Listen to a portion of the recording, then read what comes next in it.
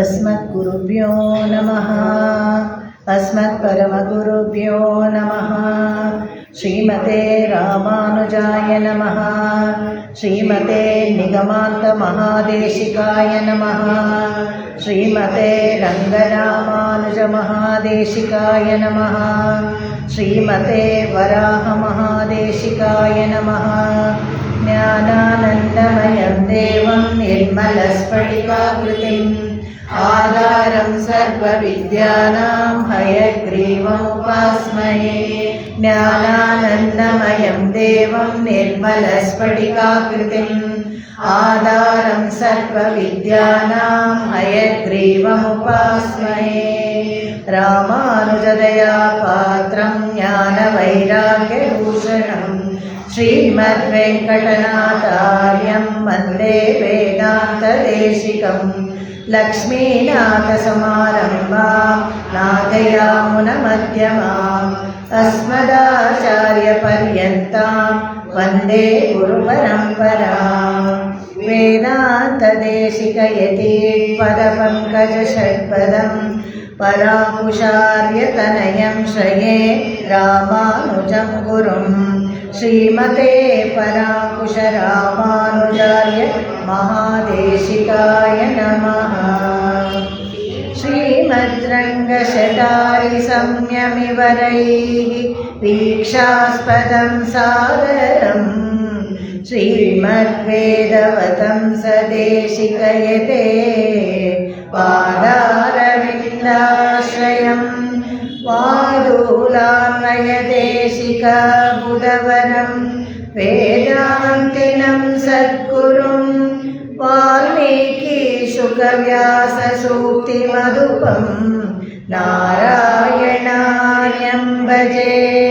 वादूलवंशतिलकं गुणसंविदाढ्यं श्रीरङ्गकायिजमुने पदानुसक्तं वेदान्तदेशिकयतीन्द्रकृपाभिषिक्तं नारायणार्य गुरुवर्यमां समीडे। श्रीरामानुजयोगीन्द्रवेदान्तार्य उपाश्रयं श्रीरङ्गेशपादविनुतं वरदार्यमहं भजे। श्रीलक्ष्मी नृसिंहदिव्यपादुका सेवक वरदार्य महादेशिकाय नमः।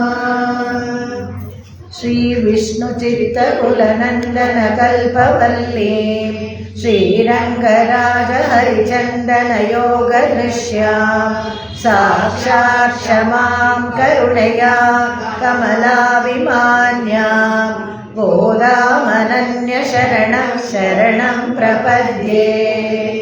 नीलातुङ्गस्तनगिरितटे सुप्तमुद्बोध्य कृष्णं पारात्यं स्वं श्रुतिशतशिरःसिद्धमध्यापयन्ती सोच्छिष्टायां सजनिगलितं या बलात्कृत्य भुङ्क्ते गोदा तस्यै नमैदमिदं भूय एवास्तु भूयः। அன்னவயல் புதுவை ஆண்டாளரங்கற்கு பன்னு திருப்பாவை பல்பதியம் இன்னிசையால் பாடி கொடுத்தாள் நல்பாமாலை. பூமாலை சூடி கொடுத்தாளே சொல்லு சூடி கொடுத்த சுடற்கொடியே தொல்பாவை பாடி அருளவல்ல பல்வளையாய் நாடினி வெங்கடவர்க்கென்னை விதி என்ன விம்மாற்றம் நாங்கடவா வண்ணமே நಲ್ಲು. ನೆರೆದಿರ್ತಕ್ಕಂಥ ಎಲ್ಲ ಆತ್ಮಬಂಧುಗಳಿಗೆ ನನ್ನ ನಮಸ್ಕಾರಗಳು. ತಿರುಮಲ ತಿರುಪತಿ ದೇವಸ್ಥಾನದ ವತಿಯಿಂದ ದಿವ್ಯ ಪ್ರಬಂಧ ಕಮಿಟಿಯವರು ಈ 30 ದಿವಸದ ಉಪನ್ಯಾಸವನ್ನು ಏರ್ಪಡಿಸಿಕೊಟ್ಟಿದ್ದಾರೆ. ಸುಬ್ರಹ್ಮಣ್ಯ ನಗರದ ಶ್ರೀನಿವಾಸ ದೇವಸ್ಥಾನದ ಆಡಳಿತ ವರ್ಗ ಮತ್ತು ಹೆಬ್ಬಾರ್ ಶ್ರೀ ವೈಷ್ಣವ ಸಭಾ ಅವರು ಇದರಲ್ಲಿ ಕೈ ಜೋಡಿಸಿದ್ದಾರೆ. ಇವರೆಲ್ಲರಿಗೂ ನನ್ನ ನಮನಗಳನ್ನು ತಿಳಿಸ್ಕೊಂಡು ಇವತ್ತಿನ ಭಾಷಣಕ್ಕೆ ಹೋಗೋಣ. ಕುತ್ತು ವಿಳಕೆರಿಯ ಕೋಟಕ್ಕಾಲ್ ಕಟ್ಟಿಲ್ ಮೇಲ್ மெத்தன்ன பஞ்சசயனத்தின் மேலேறி கொத்தலர் பூங்குழல் நப்பின்னை பொங்கை மேல் வைத்து கிடந்த மலர் மார்பா வாழ்த்திரவாய் மைத்தடங்கண்ணினாய் நீ ஒன்மணாளனை எத்தனை போதும் துழலிட ஒட்டாய் ஹான் எத்தனேலும் பிரிவாத்தகில்லாயார் ತತ್ವವನ್ನು ತಹವೇಳೋರೆಂಬಾಯ್. ನಿನ್ನೆವರೆಗೂ ನೋಡಿದ್ವಿ 3 ಪಾಶಗಳಲ್ಲಿ ನಪ್ಪಿನೈನ ಎಬ್ಬಿಸ್ತಾಳೆ. 16, 17, 18, 19 3 ಪಾಶಗಳಲ್ಲಿ ನಪ್ಪಿನೈನ ಎಬ್ಬಿಸ್ತಾಳೆ. ಯಾಕೆಂತ ಹೇಳಿದ್ರೆ ಪುರುಷಕಾರ್ಯ ಅಂತ ಹೇಳಿದ್ವಿ ನಾವು. ಲಕ್ಷ್ಮೀ ಅಂಶನೇ ನೀಳಾದೇವಿ ಅಂತಲೂ ನೋಡಿದ್ವಿ. ಇದರಲ್ಲಿ ತಿರುವೆ ಅಂತಲೂ ಹೇಳಿಬಿಡ್ತಾಳೆ. ಇಲ್ಲಿ ನೀನು ಸಾಕ್ಷಾತ್ ಲಕ್ಷ್ಮೀನೇ ಅಂತ ಇಲ್ಲಿ ಕೊಂಡಾಡ್ತಾರೆ. ಇಳಲೋಕಾಚಾರ್ಯರು ಸಂಶ್ಲೇಷ ವಿಶ್ಲೇಷಗಳಿಡಂ ಪುರುಷಕಾರತ್ವಂ ತೋಟ್ರಂ ಅಂತ ಈ ಅಮ್ಮನವರು ಯಾಕೆ ನಮಗೆ ಬೇಕಾಗತ್ತೆ ಅಂತ ಹೇಳಿದಾಗ ನಾನು ನೆನೆ ಹೇಳಿದೆ, ಘಟಕ ಸ್ಥಿತಿಯಲ್ಲಿ ನಮಗೆ ಭಗವಂತನ ಹತ್ರ ಹೋದಾಗ ನಾವು ಮಾಡಿರೋ ಅನೇಕ ಸಂಚಿತ ಪಾಪ ಮತ್ತು ಆಗಾಮಿ ಮಾಡೋದು ಬೇರೆ. ಸಂಚಿತ ಪಾಪಗಳು ಎಷ್ಟಿರುತ್ತೆ ಅಂತ ಹೇಳಿದ್ರೆ ಅದನ್ನು ನೋಡಿದ ತಕ್ಷಣ ಅವನು ನಿಗ್ರಹಶಾಲಿ. ಯಾವಾಗಲೂ ಭಗವಂತ ಅವನಿಗೆ ಸ್ವಲ್ಪ ಕೋಪ ಜಾಸ್ತಿ, ತಕ್ಷಣಕ್ಕೆ ಏನು ಮನ್ನಿಸೋಲ್ವಂತೆ. ಆವಾಗ ನಮ್ಗೆ ಯಾರಾದರೂ ಒಬ್ಬರು ಘಟಕ ಸ್ಥಾನದಲ್ಲಿ ಇದ್ಕೊಂಡು ನಮ್ಮನ್ನು ಶಿಫಾರಸು ಮಾಡಬೇಕು ಭಗವಂತನಲ್ಲಿ. ಯಾಕೆಂದರೆ ಸಂಸಾರದಲ್ಲಿ ಅನೇಕ ಜನ್ಮಗಳನ್ನು ತಗೊಂಡು ತಿಳಿದೋ ತಿಳಿದೇನೋ ತಪ್ಪುಗಳನ್ನು ಮಾಡಿಕೊಂಡು ಅದೆಲ್ಲ ಒಂದು ದೊಡ್ಡ ಮೂಟೆ ಥರ ಆಗ್ಬಿಟ್ಟಿರ್ತಂತೆ. ಅವಕ್ಕೆಲ್ಲ ಏನು ಪ್ರಾಯಶ್ಚಿತ್ತ ಅಂತಲೂ ಗೊತ್ತಿಲ್ಲದೆ, ಎಷ್ಟು ಮಾಡಿದ್ದೀವಿ ಅಂತಲೂ ನಮ್ಮ ಕಣ್ಣು ಕಾಣದೆ, ನಾವು ಈ ಜನ್ಮದಲ್ಲಿ ಒಳ್ಳೆಯವರಾಗೆ ಸಾತ್ವಿಕರಾಗೆ ಇದ್ದಾಗಲೂ ಏನೋ ಒಂದು ತೊಂದರೆ ಬರ್ತಾ ಇದ್ದಾಗ ಅವಾಗ ಅನಿಸ್ಬೋದು, ಯಾಕೆ ನಮಗೆ ಮಾತ್ರ ಈ ಥರ ಬರ್ತಾ ಇದೆ, ಯಾಕೆ ಹೀಗಾಗ್ತಾ ಇದೆ ಅಂತ ಅನ್ಸತ್ತಲ್ಲ. ಆವಾಗ ಇದಕ್ಕೆ ಮುಖ್ಯವಾದ ಕಾರಣ ಸಂಚಿತ ಪಾಪಗಳನ್ನೇ. ಆಮೇಲೆ ಪ್ರಾರಬ್ಧ ಕರ್ಮ ಅಂತ ಹೇಳ್ತಾರೆ. ಇವಾಗ ಏನು ನಡೀತಾ ಇರುತ್ತೆ ಅದು ಪ್ರಾರಬ್ಧ ಕರ್ಮ. ಆಗಾಮಿ ಕಾಲ ಪಾಪ ಅಂತ ಒಂದು ಹೇಳ್ತೀವಿ, ಅಂದರೆ ಮುಂದೆ ನಾವು ಮಾಡ್ತಕ್ಕಂಥ ಪಾಪಗಳು. ಮುಂದೆನೂ ಅಷ್ಟೇ, ಗೊತ್ತಿದ್ದೇನೋ ಮಾಡ್ಬೋದು. ತಪ್ಪುಗಳು ಸುಳ್ಳುಗಳು ಹೇಳಿದಾಗ ಅಥವಾ ಯಾವುದೋ ಒಂದು ಗೊತ್ತಿಲ್ಲದೆ ಸಣ್ಣ ಕ್ರಿಮಿಕೀಟಗಳ ಮೇಲೆ ನಡೆದಾಗ ಅದೆಲ್ಲ ಅಪಚಾರ ಆಗುತ್ತಲ್ಲ, ಅದೆಲ್ಲ ಆಗಾಮಿ ಪಾಪ ಅಂತ ಹೇಳ್ತಾರೆ. ಸೊ ಈ ಥರ ಎಲ್ಲ ಪಾಪಗಳನ್ನು ಮನ್ನಿಸ್ಬೇಕಾದ್ರೆ ಅದು ಹೇಗೆ ಸಾಧ್ಯ? ಅಮ್ಮನವ್ರು ಇಲ್ಲದೆ ಹೋದರೆ ಖಂಡಿತವಾಗ್ಲೂ ಆಗೋದಿಲ್ಲ. ಯಾಕೆಂತ ಹೇಳಿದ್ರೆ ಭಗವಂತ ಯಾವಾಗಲೂ ತುಂಬ ಸ್ಟ್ರಿಕ್ಟು. ಹಾಗೇನೆ ನಮೇ ದ್ವೇಷೋಸ್ತಿ ನ ಪ್ರಿಯ, ಭಗವದ್ಗೀತೆನ ಅವನು ಹೇಳ್ತಾನೆ. ನಾನು ಯಾರನ್ನೂ ಅತ್ಯಂತ, ಯಾಕೆಂದರೆ ಅವನಿಗೆ ಒಂದು ವಿಶೇಷವಾದ ಗುಣ ಏನಪ್ಪ ಅಂದರೆ ನೈರ್ಘಣ್ಯ, ಪಕ್ಷಪಾತ ಇಲ್ಲ ಅವನ ಹತ್ರ. ನಾವು ಏನು ತಪ್ಪು ಮಾಡಿದ್ವೋ ಅದಕ್ಕೆ ಶಿಕ್ಷೆ, ನಾವು ಏನು ಒಳ್ಳೇದು ಮಾಡಿದ್ವೋ ಅದಕ್ಕೆ ಆ ಪುಣ್ಯಕ್ಕೆ ಫಲ ಕೊಡ್ತಾನೆ ಅಷ್ಟೇ. ಅದು ಅವನೇನು ಇವರು ಅವರು ಅಂತೆಲ್ಲ ಏನೂ ನೋಡೋದಿಲ್ಲ. ಸ್ವಂತ ತನ್ನ ನಿತ್ಯ ಸೂರ್ಯಗಳೇ ತಪ್ಪು ಮಾಡಿದಾಗಲೂ ಅವ್ರಿಗೂ ಒಂದು ಶಿಕ್ಷೆ ಕೊಡ್ತಾನೆ. ನಾವು ನೋಡಿದ್ದೀವಿ ಹೇಗೆ ಗರುಡ ದಿನಾ ಅವನು ಸೇವೆ ಮಾಡ್ತಾ ಇದ್ದಾಗಲೂ ಎಲ್ಲೋ ಒಂದು ಕಡೆ ಬಾಲಕಿಲ್ಯರ ಹತ್ರ ಅಪಚಾರ ಪಟ್ಟಾಗ ಒಂದು ದಿವಸ ಅವನಿಗೂ ಅವಮಾನ ಮಾಡ್ತಾನೆ. ಯಾವಾಗ ಅಂತ ಹೇಳಿದ್ರೆ ಬಾಲಕಿಲ್ಯರು ಅನ್ನೋರು ಅವರು ಒಂದು ಜಾತಿ ಋಷಿಗಳ ಮುನಿಗಳ ಥರ ಅವರು ಒಂದು ಜಾತಿ, ಒಂದು ಹೆಬ್ಬೆಟ್ಟಷ್ಟೇ ಇರ್ತಾರೆ ಆ ಬಾಲಕಿಲ್ಯರು. ಅವರು ಹೇಗೆ ಅಂದರೆ ವಿಪರೀತ ಬುದ್ಧಿವಂತರು. ವಿಪರೀತ ಅಂದರೆ ಹೇಗೆ ಅಂದರೆ ಜ್ಞಾನ ಯೋಗ ಶಕ್ತಿಯಿಂದ ತುಂಬ ಬುದ್ಧಿವಂತರು ಅವರು ಒಂದು ಹೆಬ್ಬೆಟ್ಟಷ್ಟೇ ಇರ್ತಾರೆ. ನಮ್ಮ ಲಿಲಿಪುಟ್ಸು ಕಥೆಗಳೆಲ್ಲ ಬಹುಶಃ ಅವ್ರ ಪುರಾಣದಿಂದ ನಮ್ಮಲ್ಲೇ ಕಾಪಿ ಮಾಡಿರಬೇಕು. ಅವ್ರು ಏನು ಮಾಡ್ತಾರೆ, ಒಂದು ಸಮಿತ್ ಅಂದರೆ ಒಂದು ಇಷ್ಟುದ್ದ, ಒಂದು ಜಾಂಡ್ ಅಂತ ಹೇಳ್ತೀವಲ್ಲ ನಾವು, ಆ ಥರ ಇವರು ಎರಡು ನಾವು ಬೆರಳನ್ನು ಇಟ್ಟಿದ್ರೆ ಎಷ್ಟು ಸಮಿತ್ತು ಅಷ್ಟುದ್ದ ಆಗುತ್ತೆ. ಆ ಥರ ಅವ್ರ ಕೈನಲ್ಲಿ ಒಂದು ಸಮಿತನ್ನು ಹೋಮಕ್ಕೆ ತೊಗೊಂಡು ಹೋಗ್ಬೇಕಾಗಿರುತ್ತೆ. ಒಂದು ಸಮಿತನ್ನು ತೊಗೊಂಡು ಹೋಗ್ಬೇಕಾದ್ರೆ 5-6 ಜನ ಬಾಲಕಿಲ್ಯರು ಹೆಗಲ ಮೇಲೆ ಇಟ್ಕೊಂಡು ಹೋಗ್ತಾ ಇರ್ತಾರಂತೆ. ಅದನ್ನ ಅಷ್ಟು ಅವ್ರಿಗೆ ಕಷ್ಟ. ಒಂದು ಸಮಿತನ್ನು ಎತ್ಕೊಂಡು ಹೋಗ್ಬೇಕಾದ್ರೆ ಹೋಗ್ತಾ ಇದ್ದಾಗ ಒಂದು ಈ ಗೊರಸು ಇರುತ್ತಲ್ಲ, ಹಸುವಿನ ಗೊರಸು, ಅದು ಮಣ್ಣಲ್ಲಿ ಕೂತ್ಕೊಂಡ್ಬಿಟ್ಟಿರುತ್ತೆ. ಅದರಲ್ಲಿ ಒಂಚೂರು ನೀರು ಕಲೆಕ್ಟ್ ಆಗಿಬಿಟ್ಟಿರುತ್ತೆ. ಆ ನೀರು ಅದರಲ್ಲಿ ಶೇಖರ ಆಗಿರೋದು ಈ ವಾಲಕಿಲ್ಯರ ಹತ್ರ ಬರ್ತಾರಂತೆ. ದೊಡ್ಡ ಒಳ್ಳೆ ಒಂದು ಹೊಂಡದ ಥರ ಕಾಣಿಸ್ತಾ ಇರುತ್ತೆ ಅವ್ರಿಗೆ. ಇದನ್ನು ಹೇಗೆ ದಾಟೋದು ಅಂತ ಅಲ್ಲಿ ನಿಂತ್ಕೊಂಡು ಹಾಗೇ ನೋಡ್ತಾ ಇದ್ರಂತೆ ಈ ವಾಲಕಿಲ್ಯರು. ಅದನ್ನು ಮೇಲಿಂದ ನೋಡಿಬಿಟ್ಟು ಗರುಡ ಪುಸ್ತಕಂತ ನಕ್ಬಿಡ್ತಾರೆ. ಇದಕ್ಕೆ ಏನು ಮಹಾ ಅಂತ ಇದಕ್ಕೆ ನಿಂತ್ಕೊಂಡು ಹಿಂಗೆ ಒದ್ದಾಡ್ತಾ ಇದ್ದಾರಂತೆ. ವಾಲಕಿಲ್ಯರು ನೋಡ್ತಾರಂತೆ. ನೋಡಿಬಿಟ್ಟು ನಿನಗೂ ಒಂದು ದಿವಸ ಇದೇ ಥರ ಅವಮಾನ ಪಟ್ಕೊ ನೀನು ಅಂತ ಹೇಳ್ಬಿಟ್ಟು ಶಾಪ ಕೊಡ್ತಾರೆ. ಆವಾಗ ಇವ್ರಿಗೆ ಹೇಗೆ ಶಾಪ ಆಗುತ್ತೆ ಅಂತ ಹೇಳಿದ್ರೆ ಎರಡು ಸಂಗತಿ. ಇನ್ನೊಂದು ಏನಪ್ಪ ಅಂತ ಹೇಳಿದ್ರೆ, ಇದು ರಾಮಾಯಣ ಕಾಲದಲ್ಲಿ ಈ ಅಷ್ಟವಸುಗಳದ್ದು ಒಂದು ಅಂಡರ್ಗ್ರೌಂಡಲ್ಲಿ ಕೇವ್ ಗಾರ್ಡನ್ ಅಂತ ಇವಾಗೆಲ್ಲ ಬಾಲಿನಲ್ಲಿ ಮತ್ತು ಇಂಡೋನೇಷ್ಯಾನಲ್ಲೆಲ್ಲ ಫೇಮಸ್ ಆಗ್ಬಿಟ್ಟಿದೆಯಲ್ಲ, ಕೆಳಗಡೆ ಸಮುದ್ರದ ಕೆಳಗಡೆ ಹೋದರೆ ಸ್ವಯಂ ಪ್ರಭೆ ಅಂತ ಒಬ್ಳು ಇರ್ತಾಳೆ. ಅವಳು ಈ ಇಂದ್ರನ ಕೈತೋಟ ಅಷ್ಟವಸುಗಳು ಇಟ್ಕೊಂಡಿರ್ತಾರೆ ಅದನ್ನು. ಈ ಅಷ್ಟವಸುಗಳು ಎಲ್ಲ ಹೋಗಬೇಕಾಗುತ್ತೆ, ಈ ಇವಳಿಗೆ ಸ್ವಯಂ ಪ್ರಭೆಗೆ ಕೊಟ್ಟಿರ್ತಾರೆ ನೋಡ್ಕೊ ಅಂತ. ಇವಳು ತೋಟನ ತುಂಬ ಚೆನ್ನಾಗಿ ನೋಡ್ಕೊಂಡಿರ್ತಾಳೆ, ಆದರೆ ಅವಳು ವೇಷಭೂಷಣ ಅಷ್ಟೇನು ಚೆನ್ನಾಗಿರಲ್ಲ. ಅವಳನ್ನು ನೋಡಿ ಸ್ವಲ್ಪ ಮನಸ್ಸಲ್ಲೇ ಅನ್ಕೋತಾನಂತೆ ಗರುಡ, ಈ ಎಲ್ಲ ಸರಿ ಎಷ್ಟು ಚೆನ್ನಾಗಿದೆ ತೋಟ ಎಲ್ಲ, ಇವಳು ಯಾಕೆ ಹೀಗೆ ತುಂಬ ಬಿಕಾರಿ ಥರ ಡ್ರೆಸ್ ಮಾಡ್ಕೊಂಡಿದ್ದಾಳೆ, ಬಿಕಾರಿ ಥರ ವೇಷಭೂಷಣ ಹಂಗಿದೆ ಅಂತ ಮನಸ್ಸಲ್ಲಿ ಅನ್ಕೋತಾನಂತೆ. ಅವಳಿಗೇನು ಹೇಳೋದಿಲ್ಲ ಅವನು. ಇಷ್ಟಕ್ಕೆ ಭಗವಂತ ಅವನಿಗೆ ಎಂಥ ಶಿಕ್ಷೆ ಕೊಡ್ತಾನೆ ನೋಡಿ. ಒಂದು ದಿವಸ ಹೀಗೆ ಎಲ್ಲೋ ಹೊರಡಬೇಕಾಗಿರುತ್ತೆ, ಗರುಡನ್ನ ನಡಿ ಅಂತ ಹೇಳ್ತಾರಂತೆ. ನಡಿ ಅಂತ ಹೇಳಿದ್ರೆ ರೆಕ್ಕೆ ಎಲ್ಲ ಪಟಪಟ ಅಂತ ಅಂದ್ಕೊಂಡು ಮೇಲೆ ಕೇಳಕ್ಕೆ ನೋಡ್ತಾನೆ. ಭಗವಂತ ಕೂತಿದ್ದಾನೆ, ಆಗ್ತಾನೇ ಇಲ್ವಂತೆ.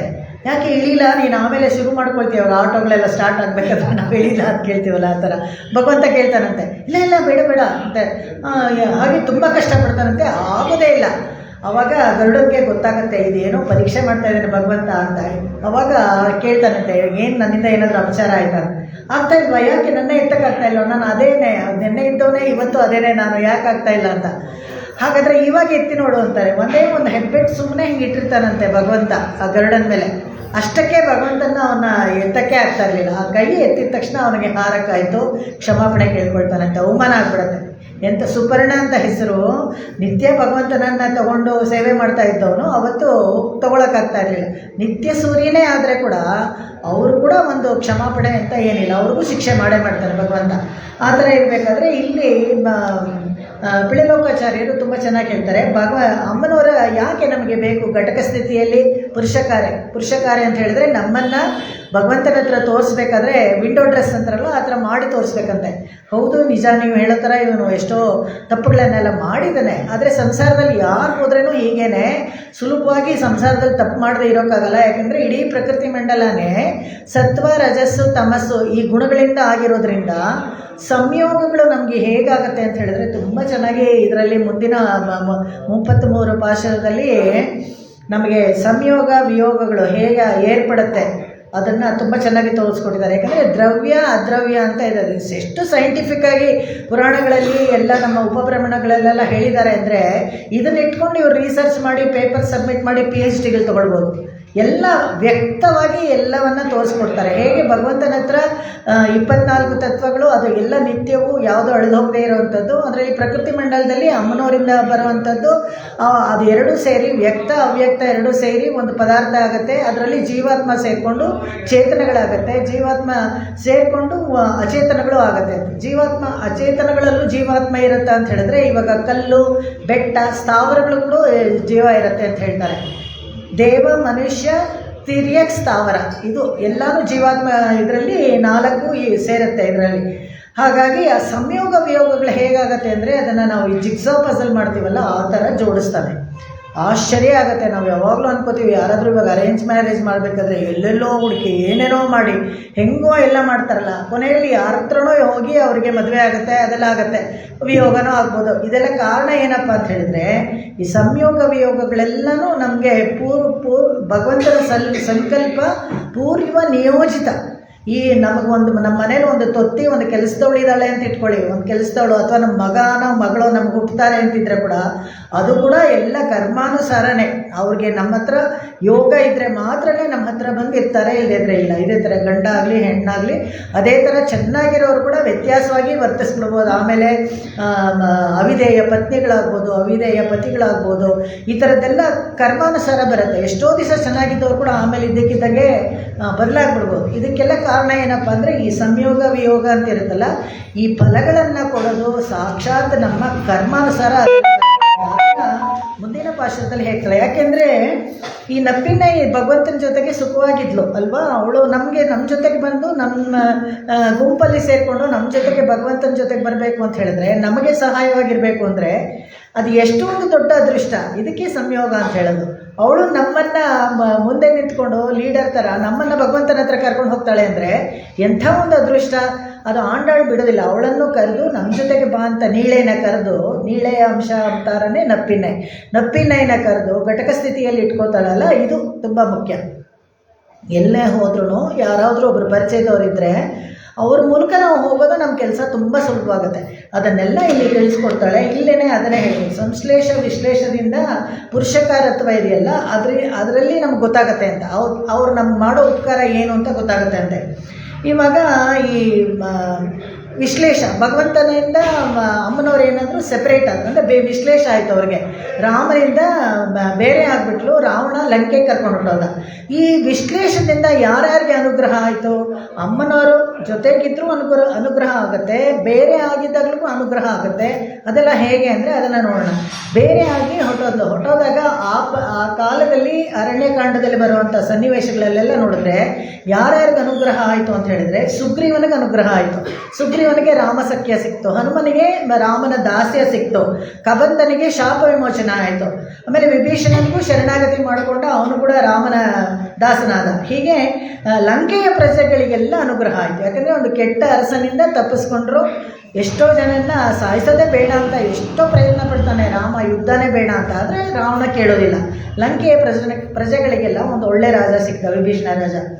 ಇದು ವಿಶ್ಲೇಷಣೆಯಿಂದ ಆಗುವಂಥದ್ದು. ಸಂಯೋಗದಿಂದ ಆಗುವಂಥದ್ದು ಅದೇನೇ ನೋಡೋಣ. ಇನ್ನೊಂದು ಕಡೆ 3 ಕಡೆ ಸೀತೆ ಭಗವಂತನಿಂದ ವಿಶ್ಲೇಷಣೆ ಅಂದರೆ ಬಿಟ್ಟಿರೋದು ಅಂತ. ಯಾವಾಗಾದರೆ ಒಂದು ಈ ಥರ ಲಂಕೆಗೆ ರಾವಣ ಕರ್ಕೊಂಡೋದಾಗ, ಇನ್ನೊಂದು ಗರ್ಭವತಿಯಾಗಿದ್ದಾಗ ವಾಲ್ಮೀಕಿ ಆಶ್ರಮಕ್ಕೆ ಕಳಿಸ್ತಾನಲ್ಲ, ಆ ವಾಲ್ಮೀಕಿ ಆಶ್ರಮಕ್ಕೆ ಕಳಿಸಿದಾಗ ನಮಗೇನು ಗೊತ್ತಾಗುತ್ತೆ ಅಂತ ಹೇಳಿದ್ರೆ, ಸೀತೆ ಕೂಡ ಪಾರತಂತ್ರ್ಯವನ್ನು ತೋರಿಸ್ಕೊಡ್ತಾಳೆ. ಜೀವಕೋಟಿಗಳೆಲ್ಲ ಪಾರತಂತ್ರ್ಯ ಅಂದರೆ ಟೋಟಲಿ ಡಿಪೆಂಡೆಂಟ್ ಆನ್ ದೇವರು. ಇದು ನಮಗೆ ಈ ವಿಷಯ ನಾವು ಯಾವಾಗ ಒಪ್ಕೊಳ್ಳಲ್ವೋ ಅಲ್ಲಿವರೆಗೂ ನಮಗೆ ಸೌಖ್ಯ ಇರಲ್ಲ. ಯಾವಾಗ ನಾವು ಒಪ್ಕೊಳ್ತೀವೋ ಅಲ್ಲಿಂದ ನಮಗೆ ನಮ್ಮ ಸ್ವರೂಪ ಜ್ಞಾನ ತಿಳಿದಂಗೆ. ಯಾಕೆಂದರೆ ಪ್ರತಿಯೊಂದೂ ನಾವು ನಿರ್ಣಯ ಮಾಡಿಕೊಂಡು ನಾವೇ ಮಾಡ್ತೀವಿ, ನಾವು ಪ್ಲ್ಯಾನ್ ಮಾಡ್ಕೊಳ್ತೀವಿ, ನಾವು ನಿಯೋಜಿಸ್ತೀವಿ, ಹೀಗೆ ಆಗುತ್ತೆ ಅಂತೆಲ್ಲ ಅಂದ್ಕೊಳ್ತಿರ್ತೀವಲ್ಲ. ಬುದ್ಧಿವಂತರು ಇದ್ದೀವಿ, ನಮ್ಮ ಪ್ರಕಾರನೇ ಎಲ್ಲ ನಡೆಯುತ್ತೆ ಅಂತ ಅಂದ್ಕೊಂಡಿರ್ತೀವಿ. ಆದರೂ ವ್ಯತ್ಯಾಸವಾಗಿ ಯಾಕಾಗುತ್ತೆ ಅಂತ ಹೇಳಿದ್ರೆ, ಈ ಪಾರತಂತ್ರ್ಯ ಅನ್ನೋದು ಯಾರು ತೋರಿಸ್ಕೊಟ್ರು ಅಂದರೆ ಸೀತೆ ತೋರಿಸ್ಕೊಟ್ರು. ಯಾಕೆಂತ ಹೇಳಿದ್ರೆ, ಇವಾಗ ಲಕ್ಷ್ಮಣ ರಥದಿಂದ ಇಳಿದ್ಬಿಡಿ, ಅತ್ತಿಗೆ ನಿಮ್ಮನ್ನು ಕಾಡಲ್ಲಿ ಬಿಟ್ಟಿದ್ದೀವಿ, ನಾನು ಇಳಿಯಲ್ಲ, ನಾನು ರಾಣಿ, ವಾಪಸ್ ಬರ್ತೀನಿ ಅಂತ ಹೇಳ್ಬೋದಾಗಿತ್ತು.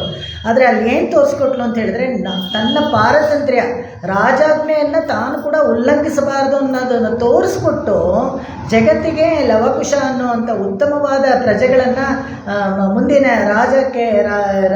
ರಾಜನ ಕೆಲಸಕ್ಕೆ ಒದಗುವಂಥ ಪ್ರಜೆಗಳನ್ನು ಅವಳು ಸೃಷ್ಟಿ ಮಾಡಿ ಅಲ್ಲಿ ಒದಗಿಸ್ಕೊಟ್ಳು. ಅದು ಅಲ್ಲಿ 2ನೇ ಸತಿ ಇದು ಮಾಡಿದ್ಲು. ಆಮೇಲೆ 3ನೇ ಸತಿ ಯಾವಾಗ ವಿಯೋಗ ಆಗುತ್ತೆ ಅಂತ ಹೇಳಿದ್ರೆ, ಅವತಾರ ಮುಗಿಸ್ಕೊಂಡು ಹೋಗ್ತಾಳೆ ಸೀತೆ. ಅವತಾರ ಮುಗಿಸ್ಕೊಂಡು ಭೂಗರ್ಭದಲ್ಲಿ ಹೋಗಬೇಕಾದ್ರೆ ಅಲ್ಲೇನು ತೋರಿಸ್ಕೊಡ್ತಾಳೆ ಅಂದರೆ ಅನನ್ಯಾರ್ಹ ಶೇಷತ್ವ ತೋರಿಸ್ಕೊಡ್ತಾರೆ. ಇದು ಸ್ವಲ್ಪ ತುಂಬ ಟೆಕ್ನಿಕಲ್ ಟರ್ಮ್. ಅನನ್ಯಾರ್ಹ ಶೇಷತ್ವ ಅಂದರೆ ಯಾವತ್ತೂ ಭಗವಂತನಿಗೆ ನಾನು ಶೇಷ ಕಾರ್ಯ ಅಂದರೆ ಅವನಿಗೆ ನಾನು ದಾಸ್ಯ ಕಾರ್ಯ ಮಾಡ್ತೀನಿ ಅನ್ನೋದನ್ನು ತೋರಿಸ್ಕೊಡ್ತಾಳೆ. ಅವಳು ಆಮೇಲೆ ಹೋಗಿ ವೈಕುಂಠದಲ್ಲಿ ಸೇರಿ ಅಲ್ಲಿ ಸೇವೆ ಮಾಡ್ತಾ ಇರ್ತಾಳೆ. ಅವಾಗಲೂ ಕರೀತಾರೆ, ಬೇಕಾದರೆ ವಾಪಸ್ ರಾಜ್ಯಕ್ಕೆ ಬಂದ್ಬಿಡು ಅಂತೆಲ್ಲ ಹೇಳಿದೆ. ಪ್ರಜೆಗಳಿಗೆಲ್ಲ ಇವಾಗ ದುಃಖ ಆಗಿದೆ, ಅವಳು ಹೇಳಿದ್ದು ತಪ್ಪಾಯಿತು ಅಂತ ಗೊತ್ತು, ಅಗಸನಿಗೂ ಶಿಕ್ಷೆ ಆಯಿತು. ಏನೇ ಇದ್ದರೂ ಅವಳೇನು ಹೇಳೋದಿಲ್ಲ, ಹಾಗೆ ಹೊರಟೋಗ್ತಾಳೆ. ಕಾರಣ ಏನಪ್ಪ ಅಂತ ಹೇಳಿದರೆ, ತನ್ನ ಅನನ್ಯಾರ್ಹ ಶೇಷತ್ವವನ್ನು ತೋರಿಸ್ಕೊಡುವಂಥದ್ದು. ಇದೇ ಥರ ಇದೆಲ್ಲ ವಿಯೋಗದಲ್ಲಿದ್ದಾಗ ಆಗಿದ್ದು ಅಂತ. ಸಂಯೋಗದಲ್ಲಿದ್ದಾಗ ಆಗಿದ್ದು ಒಳ್ಳೊಳ್ಳೆ ಕೆಲಸಗಳೆಲ್ಲ ಏನಪ್ಪ ಅಂತ ಹೇಳಿದ್ರೆ, ಕಾಕಾಸುರ ವಧೆ ಮಾಡಿಬಿಡ್ಬೇಕಾಗಿತ್ತೆ. ರಾಮ ಒಬ್ಬನೇ ಇದ್ದರೆ ಬ್ರಹ್ಮಾಸ್ತ್ರ ಮಾಡಿ ಬಿಟ್ಬಿಟ್ಟಿದ್ದ ಅದರ ಮೇಲೆ. ಆದರೆ ಸೀತೆ ಇದ್ದಿದ್ದಕ್ಕೋಸ್ಕರನೇ ಜಯಂತ ಅನ್ನೋನು ಇಂದ್ರನ ಮಗ ಕಾಗೆ ರೂಪದಲ್ಲಿ ಬಂದು ಚಿತ್ರಕೂಟದಲ್ಲಿ ಇವರು ತುಂಬ ರಾಮ ಸೀತೆಯ ತೊಡೆ ಮೇಲೆ ಮಲ್ಕೊಂಡು ವಿಶ್ರಮಿಸ್ಕೊಳ್ತಾ ಇರಬೇಕಾದ್ರೆ ಸೀತೆಯನ್ನು ನೋಡ್ಬಿಟ್ಟು ಎಷ್ಟು ಚೆನ್ನಾಗಿದ್ದಾಳೆ ಅಂತ ನೋಡಿ. ಯಾರಾದರೂ ಹೀಗೆ ಮಾಡ್ತಾರೆ, ಅಮ್ಮನವ್ರು ಅವ್ರಿಗೆಲ್ಲ ದೇವತೆಗಳಾದ್ರಿಂದ ಎಲ್ಲ ಚೆನ್ನಾಗಿ ಗೊತ್ತು, ಯಾರು ಅಂತೆಲ್ಲ. ಆದರೂ ಕೂಡ ಬಂದು ಇಲ್ಲಿ ಹೆಗಲ ಮೇಲೆ ಕೂತ್ಕೊಂಡು ವಕ್ಷಸ್ಥಳದಲ್ಲಿರೋ ಮೃದುವಾದ ಮಾಂಸವನ್ನು ಕಚ್ಚಿ ತಿಂತಾನೆ. ಅದು ಬರ್ಡ್ ಆಫ್ ಪ್ರೇ ಬಿಡಿ, ಅದು ಮಾಂಸ ತಿನ್ನೋ ಪಕ್ಷಿ, ಅದು ಬೇರೆ ವಿಷಯ. ಆದರೆ ಯಾರ ಹತ್ರ ಅಪಚಾರ ಪಡೋದು ಅಂತ ಒಂದು ಇದಿಲ್ವಾ, ಅಲ್ಲಿ ಬಂದು ಅಪಚಾರ ಪಡ್ತಾನೆ. ರಕ್ತ ಸೋರ್ಬೇಕಾದ್ರೆ ರಾಮನಿಗೆ ಎಚ್ಚರ ಆಗಿಬಿಡುತ್ತೆ. ಅವಾಗ ತಕ್ಷಣ ಒಂದು ಏನು ಮಾಡೋದು, ಅಲ್ಲೇ ಒಂದು ಹುಲ್ಲನ್ನು ತೆಗೆದು ಬ್ರಹ್ಮಾಸ್ತ್ರವನ್ನು ಮಾಡಿ ಮಂತ್ರ ಮಾಡಿ ಕಾಗೆ ಮೇಲೆ ಬಿಟ್ಬಿಡ್ತಾನೆ.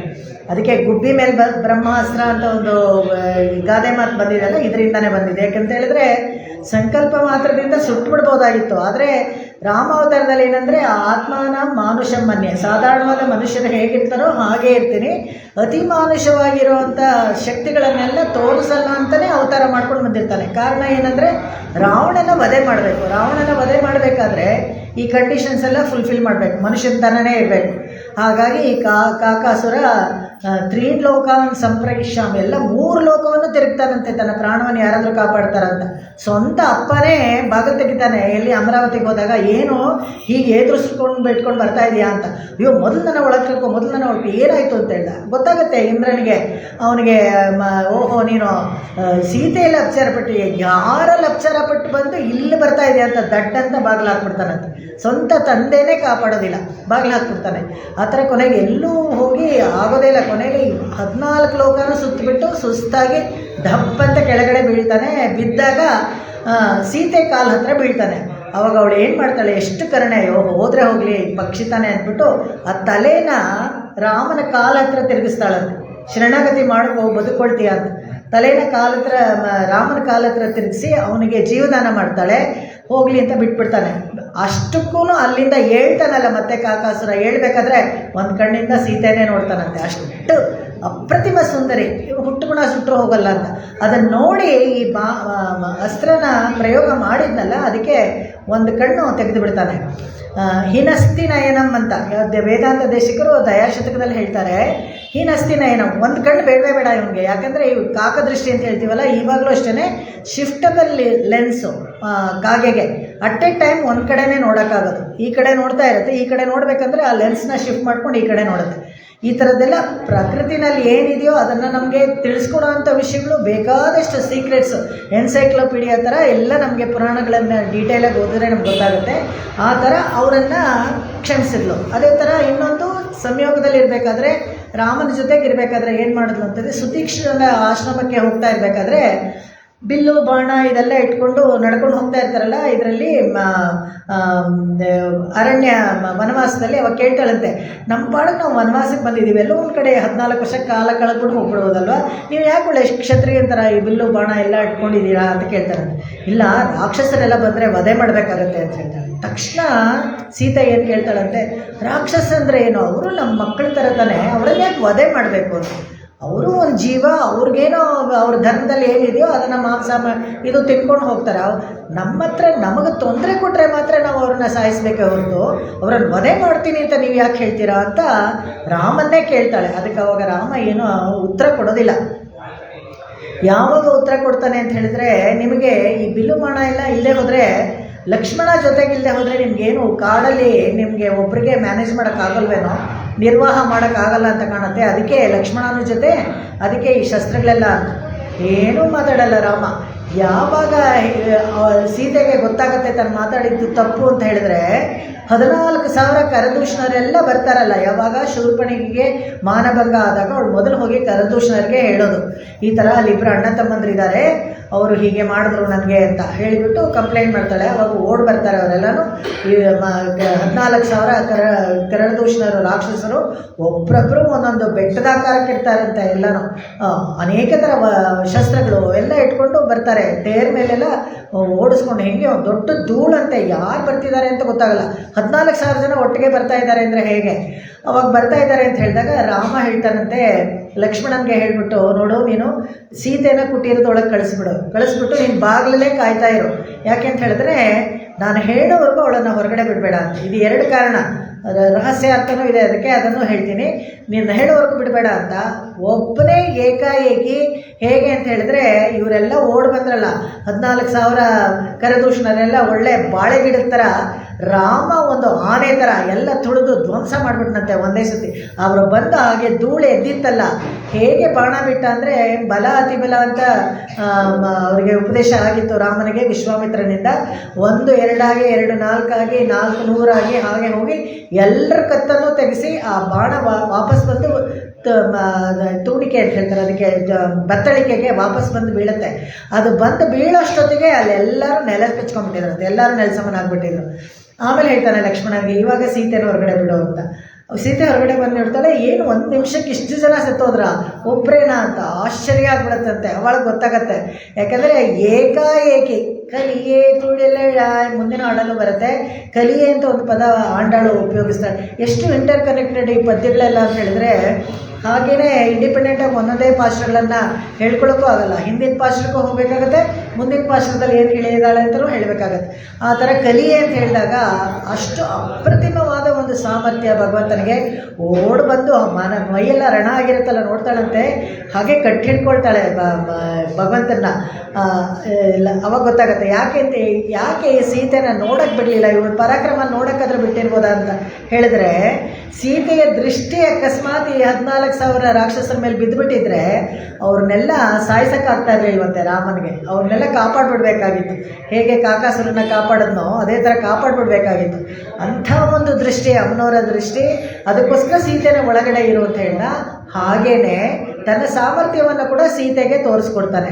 ಹೀಗೆ ಇವಳು ಕಟ್ಟಿಟ್ಕೊಂಡಿದ್ದು ನೋಡಿ ಋಷಿ ಮುನಿಗಳಿಗೆಲ್ಲ ತುಂಬ ಖುಷಿ ಆಗ್ಬಿಟ್ಟು, ಇವರಿಂದಾನೇ ನಮಗೆ ಜನಸ್ಥಾನದಿಂದ ಯಾವ ಯಾಗನೂ ಮಾಡೋಕ್ಕಾಗ್ತಾ ಇರಲಿಲ್ಲ. ಋತ್ವಿಕಗಳನ್ನೆಲ್ಲ ಅಂಗವಿಕಲ ಮಾಡಿಬಿಡ್ತಾ ಇದ್ರು. ಅಂಗವಿಕಲ ಆದರೆ ನಾವು ಅವರನ್ನೆಲ್ಲ ಋತ್ವಿಕ ಸ್ಥಾನಕ್ಕೆ ಇಟ್ಕೊಳ್ಳೋಕ್ಕಾಗ್ತಾ ಇರಲಿಲ್ಲ.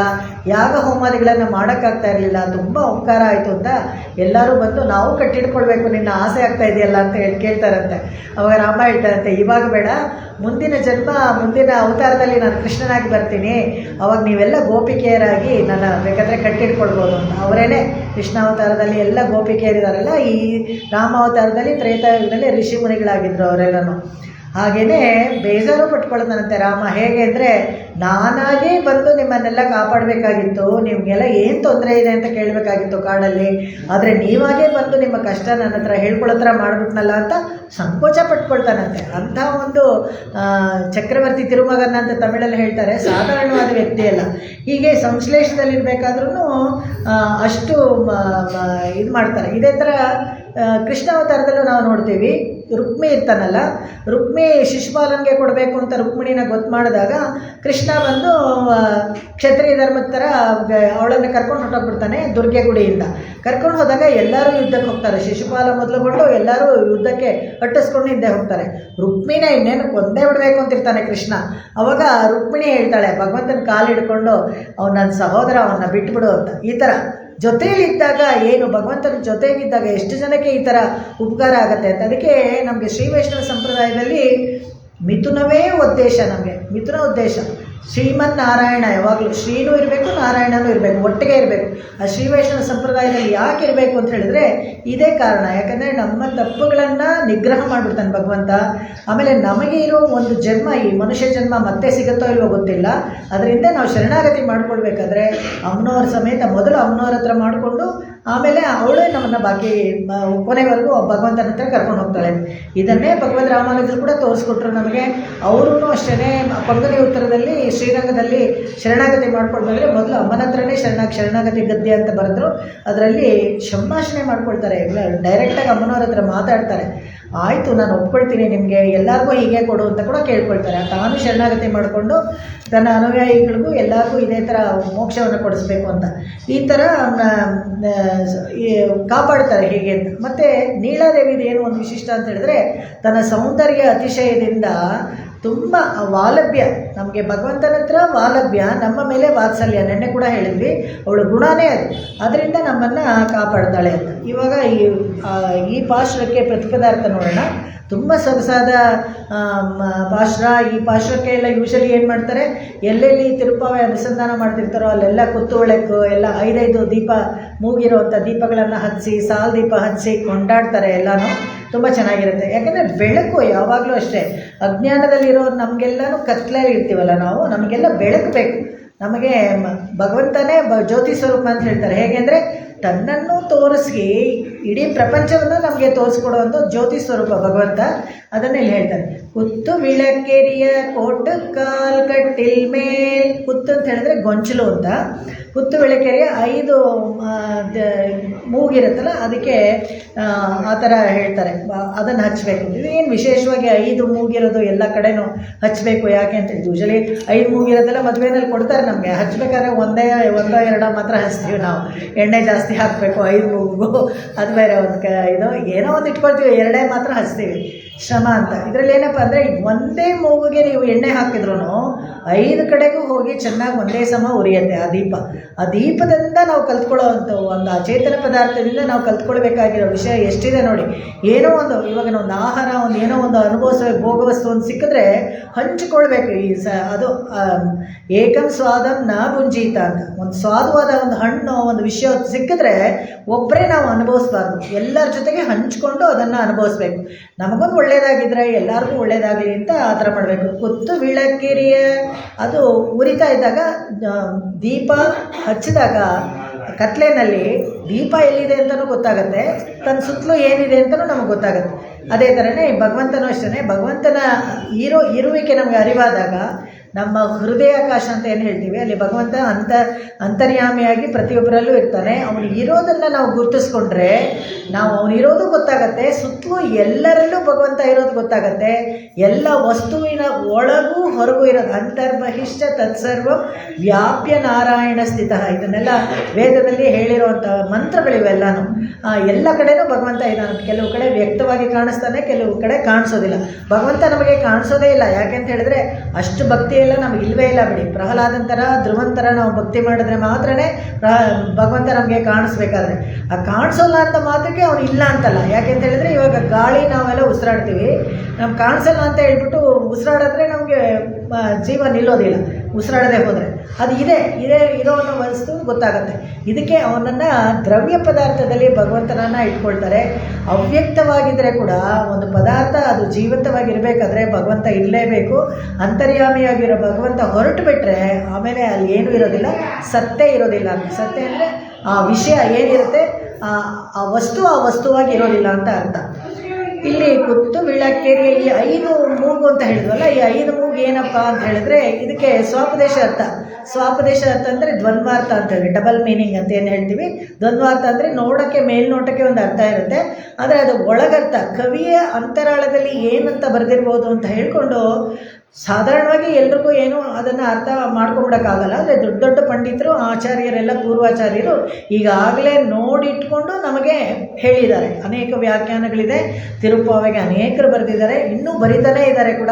ಹಾಗೆಯೇ ಎಲ್ಲ ಭಾಷೆನಲ್ಲೂ ಬರೀತಾ ಇದ್ದಾರೆ. ಹಾಗಾಗಿ ಒಳ್ಳೆಯ ವಿಷಯಗಳು ನಮಗೆ ಅವರು ತೋರಿಸ್ಕೊಡ್ತಾರೆ. ಅದ್ರ ಪ್ರಕಾರ ನಾವು ನೋಡ್ಕೊಳ್ಳೋಣ.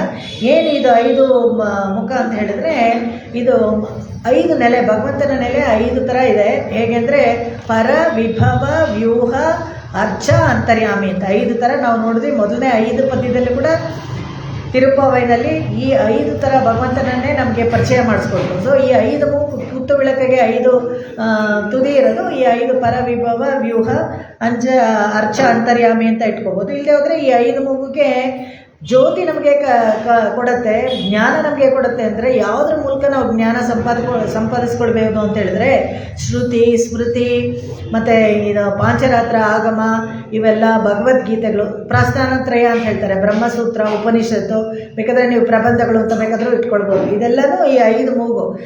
ಇದರಿಂದ ಇದು ಹಚ್ಚಿದಾಗ ಅದರೊಳಗಿನ ಒಂದು ಅರ್ಥಗಳು, ವಿಶೇಷ ಅರ್ಥಗಳೆಲ್ಲ ನಮಗೆ ಗೊತ್ತಾಗುತ್ತೆ ಅಂತ. ಹೀಗೆ ಆ ಥರ ದೀಪದ ವಿಚಾರ ಹೇಳ್ತಾರೆ. ಜ್ಯೋತಿ ಸ್ವರೂಪನಾದ ಭಗವಂತನೇ ನಮಗೆ ಎಲ್ಲವನ್ನ ವ್ಯಕ್ತ ಅವ್ಯಕ್ತ ನೋಡೋಕ್ಕೆ ನೋಡದೆ ಇರೋಕ್ಕೂ ಕಾರಣ ಅವನೇನೆ. ನಮಗೆ ಕಾಣಿಸ್ದೇ ಇರಬೇಕು ಅಂತ ಹೇಳಿದ್ರೆ ಅದೇ ಕಾರಣ.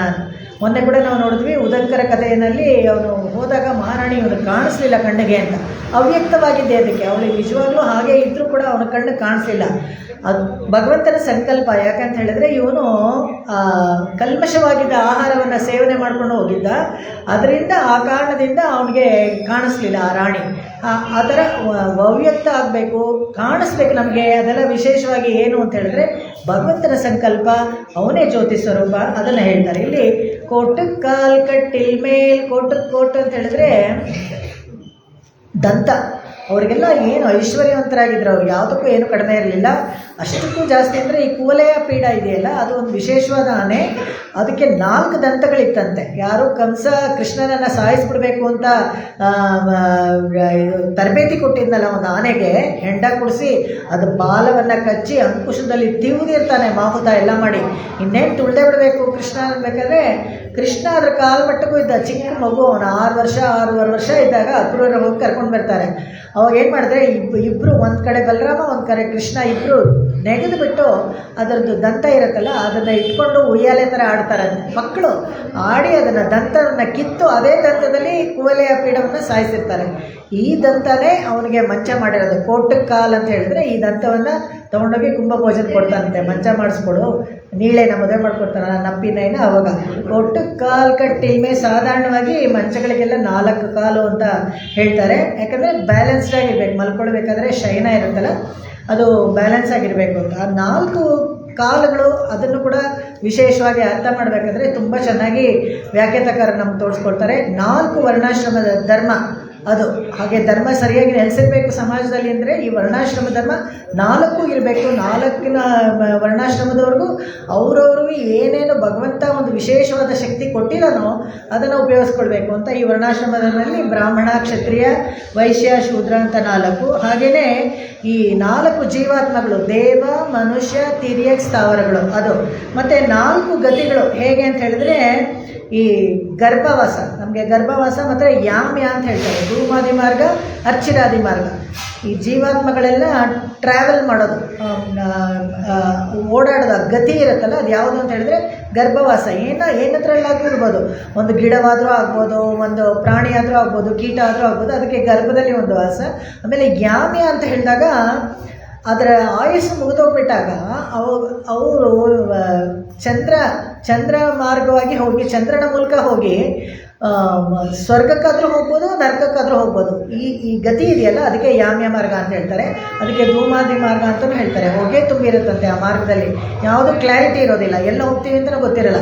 ಯಾಕೆಂದರೆ ನಾವೇ ಆ ಸೂಕ್ಷ್ಮ ಸ್ವರೂಪದಲ್ಲಿ ಹೋದಾಗ ಕೂಡ ಇದೆಲ್ಲ ನಚಿಕೇತನಿಗೆ ಕಠ ಉಪನಿಷತ್ತಲ್ಲಿ ತುಂಬ ಚೆನ್ನಾಗಿ ಯಮ ಎಲ್ಲವನ್ನು ಹೇಳ್ತಾನೆ. ಹೇಗೆ ಜೀವಾತ್ಮ ಹೇಗೆ ಹೋಗುತ್ತೆ, ಪ್ರಾಣ ಹೋದ್ಮೇಲೆ ಎಲ್ಲಿಂದ ಹೇಗೆ ಹೋಗುತ್ತೆ. ಈ ಅರ್ಚಿರಾದಿ ಮಾರ್ಗದಲ್ಲಿ ಹೋಗಬೇಕಾದ್ರೆ, ಧೂಮಾದಿ ಮಾರ್ಗದಲ್ಲಿ ಹೋಗಬೇಕಾದ್ರೆ ಚಂದ್ರನ ಮೂಲಕ ಅವರ ಪುಣ್ಯವೋ ಪಾಪವೋ ಅದೇನಿರುತ್ತೋ ಅದು ಹೋಗಿ, ಪುಣ್ಯ ಇದ್ದರೆ ಅಮರಲೋಕಕ್ಕೆ ಹೋಗಬೇಕು ಅಂತ ಏನಿಲ್ಲ, ಬೇರೆ ಎಷ್ಟೋ ಊರ್ಧ್ವ ಲೋಕಗಳೆಲ್ಲ ಇದೆ, ಪಿತೃಲೋಕ ಇದೆ, ಗಂಧರ್ವ ಲೋಕ ಇದೆ. ಎಲ್ಲೆಲ್ಲೋ ಅವ್ರ ಪುಣ್ಯಕ್ಕೆ ತಕ್ಕಾಗಿ ಯಾವ ಲೋಕದಲ್ಲಿ ಸುಖ ಅನುಭವಿಸ್ಬೇಕು ಅದನ್ನು ಅನುಭವಿಸ್ಕೊಂಡು ವಾಪಸ್ ಬರ್ತಾರೆ. ಅದೇ ಥರ ಪಾಪ ಇದ್ದರೆ ನರಕದಲ್ಲಿ ಹೋಗಿ ಅಲ್ಲಿ ಶಿಕ್ಷೆ ಅನುಭವಿಸ್ಕೊಂಡು ಮತ್ತೆ ವಾಪಸ್ ಬಂದ್ಬಿಡ್ತಾರೆ. ಮತ್ತೆ ಮರ್ತ್ಯಲೋಕಂ ವಿಶಂತಿ. ಯಾಕಂದರೆ ಕ್ಷೀಣೆ ಪುಣ್ಯ ಮರ್ತ್ಯಲೋಕಂ ವಿಶಂತಿ. ಇದನ್ನು ಭಗವದ್ಗೀತೆಯಲ್ಲಿ ಕೃಷ್ಣನೂ ಹೇಳಿದ್ದಾನೆ. ಭಗವದ್ಗೀತೆಯಲ್ಲಿ ಪೂರ್ತಿ ಉಪನಿಷತ್ ಸಾರನೇ, ಅದರಲ್ಲಿ ಬೇರೆ ಏನೂ ಇಲ್ಲ. ಸರ್ವೋಪನಿಷದೋ ಗಾವೋ ದೊಗ್ಧ ಗೋಪಾಲನಂದನ ಅಂತಲೇ ಹೇಳಿದ್ದು ಶುರುನಲ್ಲೇ ಧ್ಯಾನ ಶ್ಲೋಕಗಳಲ್ಲಿ. ಅದರಲ್ಲಿ ಮತ್ತೆ ವಾಪಸ್ ಮರ್ತ್ಯಲೋಕಕ್ಕೆ ಬರ್ತಾರೆ. ಈ ಅರ್ಚಿಸ್ ಆದಿ ಅಂತ ಅರ್ಚಿರಾದಿ ಮಾರ್ಗ ಅಂತ ಹೇಳಿದ್ರೆ ಇಲ್ಲಿ 11 ಆದಿವಾಹಕರಿರ್ತಾರೆ. ಇಲ್ಲಿ ಸೂರ್ಯನ ಮೂಲಕ ಆತ್ಮ ಅಲ್ಲಿಂದ ಹೊರಡುತ್ತೆ. ವಿದ್ಯುತ್, ವರ್ಣ, ಆಮೇಲೆ ಅಧಿದೇವತೆಗಳು, ಎಲ್ಲ ಲೋಕಗಳು, ಪಂಚಭೂತಗಳ ಅಧಿದೇವತೆಗಳು ಎಲ್ಲ ಲೋಕಕ್ಕೂ ಹೋಗಿ ಸತ್ಯಲೋಕ ಪರ್ಯಂತ 11 ಲೋಕಕ್ಕೆ ಹೋಗುತ್ತೆ. 11ನೇ ಲೋಕ ಹೋಗಿ ಚತುರ್ಮುಖ ಬ್ರಹ್ಮ ಕೈ ಹಿಡಿದು ವಿರಜಾ ನದಿ ದಡಕ್ಕೆ ಬಿಡ್ತಾನೆ. ಆ ವಿರಜಾ ನದಿ ದಡದಲ್ಲಿ ಅಲ್ಲಿಂದ ದಾಟಿದ್ರೇ ವೈಕುಂಠ. ಅಂಡಕಟಾಹವನ್ನು ಭೇದಿಸ್ಕೊಂಡು ಹೋಗಬೇಕು. ಅಲ್ಲಿಂದ ಹೋಗಿ ಎಲ್ಲ ಸೂಕ್ಷ್ಮ ಸ್ವರೂಪದಲ್ಲೇ ಹೋಗುತ್ತೆ. ಯಾವಾಗೆಲ್ಲ ಸ್ಥೂಲ ಶರೀರ ಇಲ್ಲೇ ಬಿಟ್ಬಿಡ್ಬೇಕು.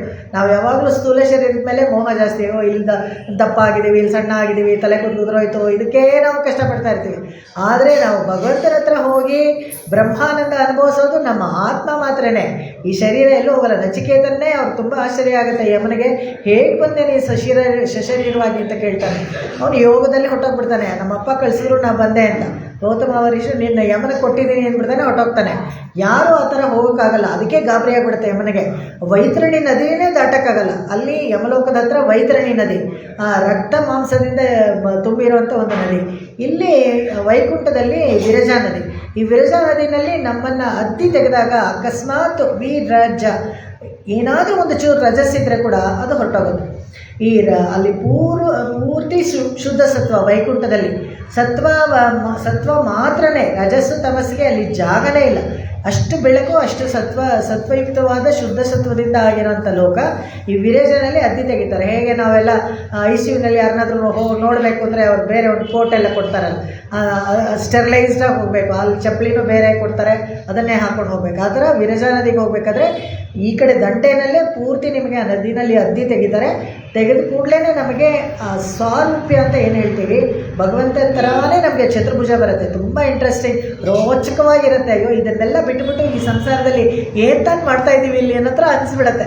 ಅಷ್ಟು ಆಸೆ ಬರೋ ಥರ ಇದನ್ನೆಲ್ಲ ನಮ್ಮಾಳ್ವಾರು ಅವರು ತಿರುವಾಪುಳಿನಲ್ಲಿ ತುಂಬ ಚೆನ್ನಾಗಿ ತೋರಿಸ್ಕೊಟ್ಟಿದ್ದಾರೆ. ಹೇಗೆ ಇದು ಸೋಲ್ ಟ್ರಾವೆಲ್, ಹೇಗೆ ಆತ್ಮ ಹೇಗೆ ಹೋಗುತ್ತೆ, ಯಾವ್ಯಾವ ಜಾಗದಲ್ಲಿ ಯಾವ್ಯಾವ ಲೋಕಕ್ಕೆ ಹೋಗುತ್ತೆ. ವೇದಾಂತ ದೇಶಕ್ಕೂ ಅಷ್ಟೇ ಅವರು ಇದರಲ್ಲಿ ಅಧಿಕಾರ ಸಂಗ್ರಹದಲ್ಲಿ ಪೂರ್ತಿ ಡೀಟೇಲಾಗಿ ಬರ್ತಿದ್ದಾರೆ. ಯಾವ ಲೋಕ ಆದಮೇಲೆ ಯಾವ ಲೋಕ ಬರುತ್ತೆ, ಅಲ್ಲೆಲ್ಲ ಏನು ಅನುಭವಿಸ್ಬೇಕು, ಅದನ್ನೆಲ್ಲನೂ ರಹಸ್ಯತ್ರಯ ಸಾರದಲ್ಲಿ ಅಷ್ಟು ಚೆನ್ನಾಗಿ ಬರೆದುಕೊಟ್ಟಿದ್ದಾರೆ. ಅಷ್ಟೇ ಅಲ್ಲದೆ ಪ್ರಪತ್ತಿ ಆದ ನಂತರ ಅಂದರೆ ಭಗವಂತನ ಹತ್ರ ನಾವು ಶರಣಾಗತಿ ಮಾಡ್ಕೊಂಡ್ಮೇಲೆ ಉಳಿದ ಕಾಲದಲ್ಲಿ ಏನು ಮಾಡಬೇಕು. ಪ್ರಪತ್ತಿ ಅಂದರೆ ಏನು ಅಂತ ಗೊತ್ತು, ನಂಬಿಕೆನೂ ಬಂತು. ನೀವು ಪ್ರಪತ್ತಿನೂ ಮಾಡ್ಕೊಂಡ್ರಿ ಅಂತ ಇಟ್ಕೊಳ್ಳಿ, ಶರಣಾಗತಿ ಮಾಡ್ಕೊಂಡ್ರಿ, ನೀನೇ ಗತಿ ಅಂತ ಭಗವಂತ ಅಂತ ಅಂದ್ಕೊಂಡು ಶರಣಾಗತಿ ಮಾಡ್ಕೊಂಡ ಆ ಉಳಿದ ಕಾಲದಲ್ಲಿ ಏನು ಮಾಡ್ಬೋದು, ದೇಹಾವಸಾನ ಆಗೋವರೆಗೂ ಉಳಿದ ಕಾಲದಲ್ಲಿ ಏನು ಮಾಡಬೇಕು ಅಂದರೆ ಗತಿಚಿಂತನ ಮಾರ್ಗ ಅಂತ ಒಂದು ಅಧಿಕಾರ. ಯಾವ ರೂಟಲ್ಲಿ ನಾವು ಹೋಗ್ತೀವಿ, ಅರ್ಚಿರಾದಿ ಮಾರ್ಗ ಇದೆಯಲ್ಲ ಅದನ್ನೇ ಚಿಂತೆ ಮಾಡ್ಕೊಳ್ತಾ ಇರಬೇಕಂತೆ. ಇವಾಗ ಯಾವುದಾನ ಒಂದು ಟೂರ್ಗೆ ನಾವು ಬುಕ್ ಮಾಡಿದ್ರೆ ಅದನ್ನೆಲ್ಲ ಪ್ರಿಪರೇಷನ್ ಮಾಡ್ಕೊಳ್ತೀವಲ್ಲ, ಏನು ಪ್ಯಾಕ್ ಮಾಡ್ಕೋಬೇಕು, ಸೂಟ್ ಕೇಸಲ್ಲಿ ಏನು ಇಟ್ಕೋಬೇಕು, ಹೇಗೆ ಹೋಗ್ತೀವಿ, ಯಾವ ಊರಾದ್ಮೇಲೆ ಯಾವ ಊರು ನೋಡ್ತೀವಿ, ಇದೆಲ್ಲ ಮನಸ್ಸಲ್ಲಿ ನಾವು ಯೋಚನೆ ಮಾಡ್ತಿರ್ತೀಲ್ವ. ಅದೇ ಥರ ಈ ಅರ್ಚಿರಾದಿ ಮಾರ್ಗದಲ್ಲಿ ನೋಡ್ಕೊಳ್ಬೇಕಂತೆ. ಈ ಅರ್ಚಿರಾದಿ ಮಾರ್ಗನೂ ಅದು ಒಂದು, ಈ 4 ಮಾರ್ಗದಲ್ಲಿ ಒಂದು. ಹಾಗೆಯೇ ಈ 4 ದಶೆ ಅಂತ ನಾವು ಹೇಳ್ತೀವಿ. ಕೋಟು ಕಾಲನಕ್ಕೆ ಬಂದಿದ್ದು ಅಲ್ಲೇ ಸ್ವಲ್ಪ ಎಕ್ಸ್ಟ್ರಾ ಹೇಳಬೇಕಾಯ್ತು. ನೆಕ್ಸ್ಟ್ 4 ಕಾಲ ಮಂಚಕ್ಕೆ ಯಾವುದು ಅಂತ ಹೇಳಿದ್ರೆ 4 ದಶೆ. ನಾವು 4 ದಶೆ ಅಂತ ಹೇಳಿದ್ರೆ ನಾವು ಸ್ವಪ್ನ, ನಿದ್ದೆ ಮಾಡೋಕ್ಕೆ ಜಾಗೃತವಾಗಿರ್ತೀವಿ. ಜಾಗೃತ ಆದಮೇಲೆ ಸ್ವಪ್ನ, ಸುಷುಪ್ತಿ, ತುರಿಯ, ಇದು 4. ಇದು ಯಾವಾಗಲೂ ಅಷ್ಟೇ. ಸ್ವಪ್ನ ಅಂದರೆ ನಾವು ಯಾವಾಗಲೂ ತುಂಬ ನಿದ್ದೆ ಬಂದಿರಲ್ಲ. ಅದು ಇನ್ನೇನು ನಿದ್ದೆ ಪೂರ್ತಿ ಗಾಢವಾದ ನಿದ್ದೆ ಬರೋಕ್ಕೆ ಮುಂಚೆ ಸ್ವಪ್ನ ಸ್ಥಿತಿಯಲ್ಲಿರ್ತೀವಿ.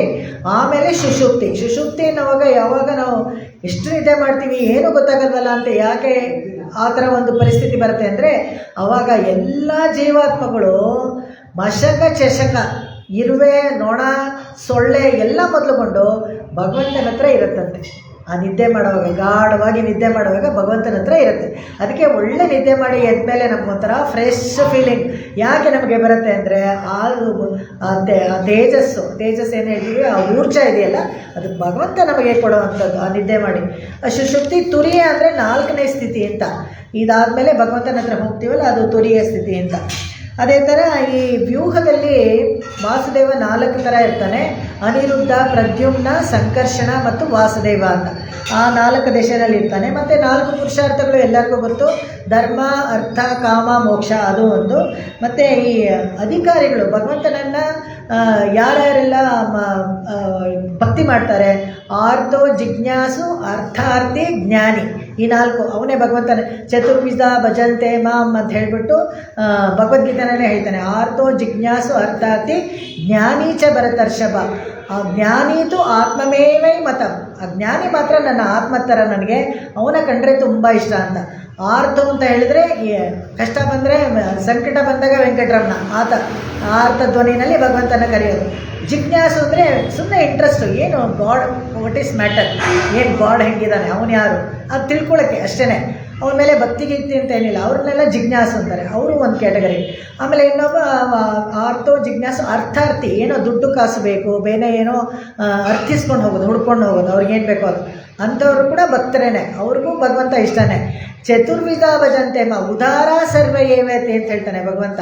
ಇವರೆಲ್ಲ ಉದಾರಿಗಳು. ಯಾಕೆಂದರೆ ಅವ್ರಿಗೇನಾದರೂ ಒಂದು ಬೇಕಾದರೆ ನನ್ನನ್ನೇ ಕೇಳ್ತಾರಲ್ಲ, ನನ್ನನ್ನು ಕೇಳಿದಾಗ ಏನಾಗುತ್ತೆ, ನಾನು ಪ್ರಕಟವಾಗ್ತೀನಿ. ಅಂದರೆ ಪ್ರಕಾಶ, ನಾನಿರುವಂಥ ನನ್ನ ಅಸ್ತಿತ್ವವನ್ನು ಪ್ರಕಾಶಗೊಳಿಸೋದು ಯಾರು, ಈ ಭಕ್ತರೇ.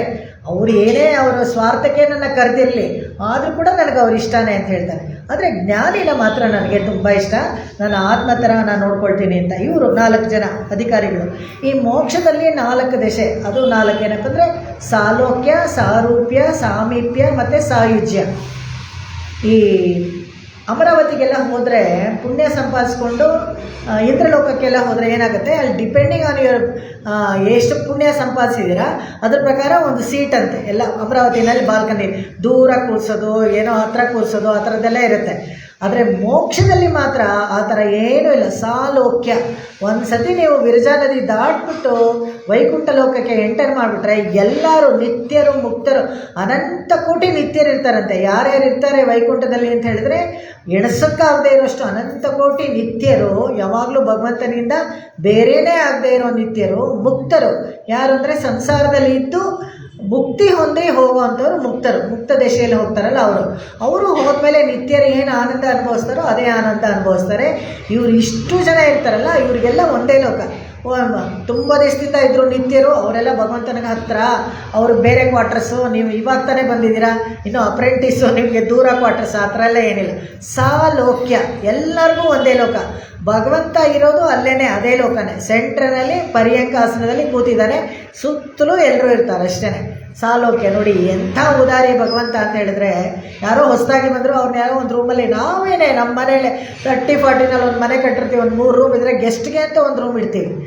ಆ ಥರ ಎಲ್ಲ ಒಟ್ಟಿಗೆ ಎಲ್ಲ ಏನು ಅದು ಒಂದೆರಡು ದಿವಸ ನಿಲ್ ಮಣೆ, ನೂಕು ಮಣೆ, ಹಾಕ್ ಮಣೆ ಅಂತಾರಲ್ಲ, ಆ ಥರ ಅದರಲ್ಲೂ ವ್ಯತ್ಯಾಸವಾಗಿ ಟ್ರೀಟ್ಮೆಂಟ್ ಎಲ್ಲ ಕೊಟ್ಟು ಕಳಿಸ್ತೀವಿ. ಭಗವಂತ ಆ ಥರ ಎಲ್ಲ ಸಾಲೋಕ್ಯ, ಸಾಮೀಪ್ಯ. ಅಷ್ಟೊಂದು ಜನ ಇರ್ತಾರಲ್ಲ ವೈಕುಂಠದಲ್ಲಿ, ಹತ್ತಿರ ಇರೋಕ್ಕಾಗುತ್ತಾ ಭಗವಂತನಿಗೆ ಅಂದರೆ ಖಂಡಿತವಾಗ್ಲೂ ಇರೋಕ್ಕಾಗತ್ತೆ. ಕಾರಣ ಏನಪ್ಪ ಅಂತ ಹೇಳಿದ್ರೆ, ವೈಕುಂಠದಲ್ಲಿ ನಾವು ಇರೋದೆಲ್ಲ ಸೂಕ್ಷ್ಮ ಶರೀರದಲ್ಲಿ. ಎಂಥ ಸೂಕ್ಷ್ಮ ಶರೀರ ಅಂತ ಹೇಳಿದ್ರೆ, ವಾಲಾಗ್ರೆ ಅಂತ ಹೇಳ್ತಾರೆ. ವಾಲಾಗ್ರೆ ಅಂತ ಹೇಳಿದ್ರೆ ಒಂದು ಕೂದಲ ತುದಿ ಇರುತ್ತಲ್ಲ, ಅದನ್ನು 100 ಭಾಗ ಮಾಡಿ, 100 ಭಾಗ ಮಾಡಿ, ಆ 101 ಭಾಗನ ತಿರ್ಗಾ 100 ಭಾಗ ಮಾಡಿ, ಎಷ್ಟಿರುತ್ತೋ ಅಷ್ಟೇ ಒಂದು ಆತ್ಮದ ಸೈಜ್ ಇರುತ್ತೆ. ಅದು ಅಲ್ಲಿ ಮೋಕ್ಷದಲ್ಲಿ ಒಂದು ಸ್ಪೆಕ್ ಆಫ್ ಲೈಟ್ ಥರ ಇರುತ್ತೆ ಅಷ್ಟೇ, ಒಂದು ಬೆಳಕಿನ ಒಂದು ಜಸ್ಟ್ ಒಂದು ಇದ್ರ ಥರ, ಒಂದು ಡಾಟ್ ಥರ. ಇದು ಎಷ್ಟು ಬೇಕಾದ್ರೆ ಇರ್ಬೋದು. ಕಾರಣ ಏನಪ್ಪ ಅಂದರೆ, ಇಡೀ ಸೃಷ್ಟಿ ಇದೆಯಲ್ಲ, ಈ ಪ್ರಕೃತಿ ಮಂಡಲದಲ್ಲಿ ಇಡೀ ಸೃಷ್ಟಿ 1/4 ಅಷ್ಟೇ. ಇದಕ್ಕೆ 3ರಷ್ಟು 3D ಪದ ಇರುತ್ತೆ. ವೈಕುಂಠದಲ್ಲಿ ಅಷ್ಟು ಜಾಗ ಇರುತ್ತೆ. ಎಲ್ಲರೂ ಆರಾಮಾಗಿ ವಿಹರಿಸ್ಕೊಂಡಿರ್ಬೋದು, ಭಗವಂತನ ಹತ್ತಿರ ಸಾಮೀಪ್ಯವಾಗೂ ಇರ್ಬೋದು. ಸಾಲೋಕ್ಯ, ಸಾಮೀಪ್ಯ ಆಯಿತು. ಸಾರೂಪ್ಯ, ವಿರಜಾ ನದಿ ಎಂಟ್ರಾದಾಗಲೇ ಭಗವಂತನ ಥರನೇ ನಮಗೆ ಚತುರ್ಭುಜ ಎಲ್ಲ ಬಂದ್ಬಿಡ್ತು. ಅಲ್ಲೆಲ್ಲ ಗಂಡು ಹೆಣ್ಣು ಅಂತ ಏನಿಲ್ಲ, ಎಲ್ಲ ನಿತ್ಯ ಮುಕ್ತರು, ಎಲ್ಲ ಒಂದೇ ಥರನೇ. ಭಗವಂತ ಒಬ್ಬನೇ ಪುರುಷ, ಬಾಕಿಯವರೆಲ್ಲ ಸ್ತ್ರೀ ಪ್ರಾಯರೇ. ಇಲ್ಲೇನೇ ಆಂಟಾಳೆ ನಮ್ಗೆ ಅದನ್ನು ಅಂಬರಮೇ ತಣ್ಣೀರಿನಲ್ಲಿ ಅಂಪರಂ ಅಂತ ಹೇಳಿದಾಗಲೇ ಹೆಂಗಸರ ಪರ ಇಲ್ಲಿರೋರಷ್ಟು ಸ್ತ್ರೀ ಪ್ರಾಯರೇ ಅಂತ ತೋರಿಸ್ಕೊಟ್ಬಿಟ್ಲು. ಹಾಗಾಗಿ ಅಲ್ಲಿ ಎಲ್ಲ ಭಗವಂತ ಒಬ್ಬನೇ ಪುರುಷ, ಬಾಕಿಯವರೆಲ್ಲರೂ ಭಗವಂತನಿಗೆ ಅನುಯಾಯಿಗಳು, ಅಡಿಯಾರ ಅಂತ ಹೇಳ್ತಾರೆ, ಸೇವೆ ಮಾಡೋರು, ದಾಸಕೃತ್ಯ ಮಾಡೋರು, ಅದರಲ್ಲೇ ಒಂದು ಸಂತೋಷ ಪಡೆಯೋರು. ಆಮೇಲೆ ಸಾಯುಜ್ಯ, ಇದು ತುಂಬ ಮುಖ್ಯ ನೋಡಿ. ಸಾಯುಜ್ಯ ಅಂತ ಹೇಳಿದ್ರೆ, ಅಮರಾವತಿಯಲ್ಲಿ ಎಲ್ಲ ನಿಮಗೆ ಕೊಡ್ತಾನೆ, ಆದರೆ ಸಚಿದೇವಿ ಇದ್ದಾಳಲ್ಲ, ಅವಳನ್ನು ಉಪಯೋಗಿಸೋಕ್ಕೆ ಬಿಡಲ್ಲ. ಬಾಕಿಯವರೆಲ್ಲ ಇರ್ತಾರೆ, ಯಾರು ಮೇನಕೆ, ರಂಬೆ, 14,000 ಅಪ್ಸರ ಸ್ತ್ರೀನೆಲ್ಲ ಬೇಕಾದರೆ ಅಮರಾವತಿಯಲ್ಲಿ ಬೇಕಾದ್ರೆ ಎಲ್ಲರೂ ಉಪಯೋಗಿಸ್ಕೊಳ್ಬೋದು, ಎಲ್ಲರೂ ಅವ್ರ ಜೊತೆ ಸಂತೋಷವಾಗಿರ್ಬೋದು. ಆದರೆ ಸಚಿದೇವಿ ಮಾತ್ರ ಪುರಂದರ, ಇವಾಗಿರೋ ಇಂದ್ರನ ಹೆಸರು ಪುರಂದರ, ಅವನು ಯಾರಿಗೂ ಕೊಡೋದಿಲ್ಲ. ಆ ಥರ ಅಲ್ಲ. ಇಲ್ಲಿ ಹೇಗೆ ಅಂದರೆ, ಈ ಸಾಯುಜ್ಯ ಅಂದರೆ ಆನಂದ. ಆನಂದ ಏನಿರುತ್ತೆ, ಬ್ರಹ್ಮಾನಂದ. ಭಗವಂತನಿಗೆ ಏನು ಮನಸ್ಥಿತಿಯಲ್ಲಿ ಒಂದು ಆನಂದ ಇರುತ್ತೋ ಅದೇ ಆನಂದ ಅಲ್ಲಿ ಹೋಗಿರೋ ನಿತ್ಯರು, ಮುಕ್ತರು, ಬದ್ಧರಾಗಿ ಇರೋ ಚೇತನರೆಲ್ಲ ಅಲ್ಲಿ ಹೋಗ್ತಾರಲ್ಲ, ಅದನ್ನೇ ಅದೇ ಥರ ಆನಂದ ಸಿಗುತ್ತೆ. ಅದಕ್ಕೆ ಸಾಯುಜ್ಯ ಅಂತ ಹೇಳೋದು. ಈ ಸಾಯುಜ್ಯ ಮೋಕ್ಷಕ್ಕೆ ನಾವೆಲ್ಲರೂ ಕಷ್ಟಪಡಬೇಕು, ಶರಣಾಗತಿ ಮಾಡ್ಕೊಂಡು ಹೋಗಬೇಕು. ಅದನ್ನು ಸುಲಭವಾಗಿ ಸಾಧಿಸ್ಕೊಳ್ಳೋಕ್ಕಾಗಲ್ಲ. ಯಾಕೆಂದರೆ ಈ ಸ್ಥೂಲ ಶರೀರ ಇರೋವರೆಗೂ ನಾವು ಅಲ್ಲಿ ಹೋಗೋಕ್ಕಾಗಲ್ಲ. ಈ ಸ್ಥೂಲ ಶರೀರ ಬಿದ್ದೋಗುವಾಗ ಪಾಪ ಪುಣ್ಯ ಎರಡೂ ಈಕ್ವಲ್ ಆಗಬೇಕು. ಯಾವಾಗಲೂ ತಿಳ್ಕೊಳ್ಳಿ, ನಾವು ಮಾಡೋ ಕರ್ಮಗಳಿಂದ ಪುಣ್ಯ ಮಾತ್ರ ಜಾಸ್ತಿ ಇದ್ಬಿಟ್ರೆ ನಮ್ಗೆ ಮೋಕ್ಷ ಸಿಗಲ್ಲ. ಪಾಪ ಪುಣ್ಯ ಎರಡೂ ಈಕ್ವಲ್ ಆಗಿ 0 ಆಗಬೇಕು, 0 ಬ್ಯಾಲೆನ್ಸ್ ಇರಬೇಕು. ಇದಕ್ಕೆ ಹೇಗೆ ನಾವು ಇದನ್ನು ಮಾಡ್ಕೊಳ್ಳೋಕೆ ಸಾಧ್ಯ ಅಂದರೆ, ಶರಣಾಗತಿ ಮಾಡಿದ್ರೇ ಸಾಧ್ಯ. ಯಾಕೆ ಅಂತ ಹೇಳಿದ್ರೆ, ನಮ್ಮ ಪಾಪಗಳನ್ನೆಲ್ಲ ಅವ್ನು ಕಳೆದು ಬಿಡ್ತಾನೆ. ಪುಣ್ಯ ಏನು ಮಾಡ್ತಾನೆ ಅಂತ ಹೇಳಿದ್ರೆ, ಅಕಸ್ಮಾತ್ ನಮಗೆ ದೇಹಾವಸಾನ ಆದಾಗ ನಮಗೆ ಯಾರು ಹಿತಾನೋ ಅವ್ರಿಗೆ ಆ ಪುಣ್ಯವನ್ನೆಲ್ಲ ಹಂಚ್ಕೊಡ್ತಾನೆ. ಅದೇ ಥರ ಏನಾದರೂ ಅನುಭವಿಸದೇ ಇರೋ ಪಾಪ ಇದ್ದರೆ ಅದನ್ನು ನಮಗೆ ಹಿತ ಮಾಡಿದ್ರು ಅವ್ರಿಗೆ ಹಂಚ್ಕೊಡ್ತಾನೆ. ಅದಕ್ಕೆ ಪ್ರಪನ್ನರು ಅಂತ ಹೇಳಿದ್ರೆ, ಯಾರು ಶರಣಾಗತಿ ಮಾಡ್ಕೊಂಡಿರ್ತಾರೋ, ಪ್ರಪತ್ತಿ ಮಾಡ್ಕೊಂಡಿರ್ತಾರೋ ಅವ್ರಿಗೆಲ್ಲ ಪ್ರಪನ್ನರು ಅಂತ ಹೇಳ್ತಾರೆ. ಅವ್ರ ಹತ್ರ ಮಾತ್ರ ನಾವು ವ್ಯವಹಾರ ಮಾಡಬೇಕಾದ್ರೆ ತುಂಬ ಹುಷಾರಾಗಿರಬೇಕು ಅಂತ. ಭಾಗವತ ಅಪಚಾರ ಮಾಡಬಾರ್ದು. ಯಾಕೆಂದರೆ ಶಿಕ್ಷೆ ಖಂಡಿತವಾಗ್ಲೂ ಬರುತ್ತೆ ನಮಗೆ. ಮಕ್ಕಳೇ ಇರ್ಬೋದು, ಬೇರೆಯೇ ಇರ್ಬೋದು, ಯಾರೇ ಇರ್ಬೋದು, ಖಂಡಿತವಾಗ್ಲೂ ಆ ಶಿಕ್ಷೆಯನ್ನು ಅನುಭವಿಸ್ಬೇಕಾಗುತ್ತೆ. ಮಕ್ಕಳಲ್ಲೇ ನಾವು ನೋಡಿದ್ದೀವಿ. ಅವಾಗ ಮುಕ್ತ ಸ್ಥಿತಿಯಲ್ಲಿ ಅಲ್ಲಿದ್ದ ಮುಕ್ತ ದೇಶದಲ್ಲಿ ಮಕ್ಕಳು ತೊಂದರೆ ಅನುಭವಿಸ್ತಾ ಇದ್ದಾಗ ನೋಡಿದಾಗ ಕೇಳ್ತಾ ಇರುತ್ತೆ ಭಗವಂತ, ನೋಡು ನಿಮ್ಮ ಎಲ್ಲ ನೋಡ್ಬೋದು, ಯಾರು ಮುಕ್ತರಾಗಿರ್ತಾರೆ ಅಲ್ಲಿಂದಲೇ ಎಲ್ಲವನ್ನ ನೋಡ್ಬೋದು. ಭಗವಂತ ಹೇಗೆ ಸೃಷ್ಟಿ ಮಾಡ್ತಾ ಇರ್ತಾನೆ, 24 ತತ್ವ ಎಲ್ಲ ಹೇಗೆ ಸೃಷ್ಟಿ ಮಾಡ್ತಾನೆ, ಆ ಪ್ರೋಸೆಸ್ ಎಲ್ಲ ನೋಡ್ಬೋದು. ಆದರೆ ಅವರು 2 ಕೆಲಸ ಮಾತ್ರ ಭಗವಂತ ತಾನೇ ಇಟ್ಕೊಂಡಿದ್ದಾನೆ ಆ ಲೋಕದಲ್ಲಿ. ಒಂದು ಸೃಷ್ಟಿ ಮಾಡೋದು, ಇನ್ನೊಂದು ಶ್ರೀಪತಿತ್ವ. ಯಾರು ಲಕ್ಷ್ಮಿಗೆ ಒಡೆಯ, ಅದನ್ನು ಮಾತ್ರ ಬೇರೆ ಯಾರು ಕ್ಲೇಮ್ ಮಾಡೋದಿಲ್ಲ, ಯಾರು ಕ್ಲೇಮ್ ಮಾಡೋಕ್ಕಾಗೋದಿಲ್ಲ. ಯಾಕಂದರೆ ಶ್ರೀನೇ ಮುಂದಿಟ್ಕೊಂಡು ನಾವು ಹೋಗಿರೋದ್ರಿಂದ ನಮ್ಮ ಅಮ್ಮನ ಸ್ಥಾನದಲ್ಲಿ ಅವಳು ಇರ್ತಾಳೆ. ಈಗ ಅಮರಾವತಿಯಲ್ಲಿ ಹೋಗಿ ನಾವು ನೋಡಿದ್ದೀವಿ, ನಹುಷ ಅವರೆಲ್ಲ ಹೋದಾಗ ಸಚಿದೇವಿನ ಅನುಭವಿಸ್ಬೇಕು ಅಂದ್ಕೊಂಡು ಶಾಪಗ್ರಸ್ತರಾದರು. ಈ ಥರ ಎಲ್ಲ ಬೇಕಾದಷ್ಟು ನಾವು ಕಥೆಗಳು, ದೇವತೆಗಳನ್ನು ನೋಡ್ತಾ ಇರ್ತೀವಿ.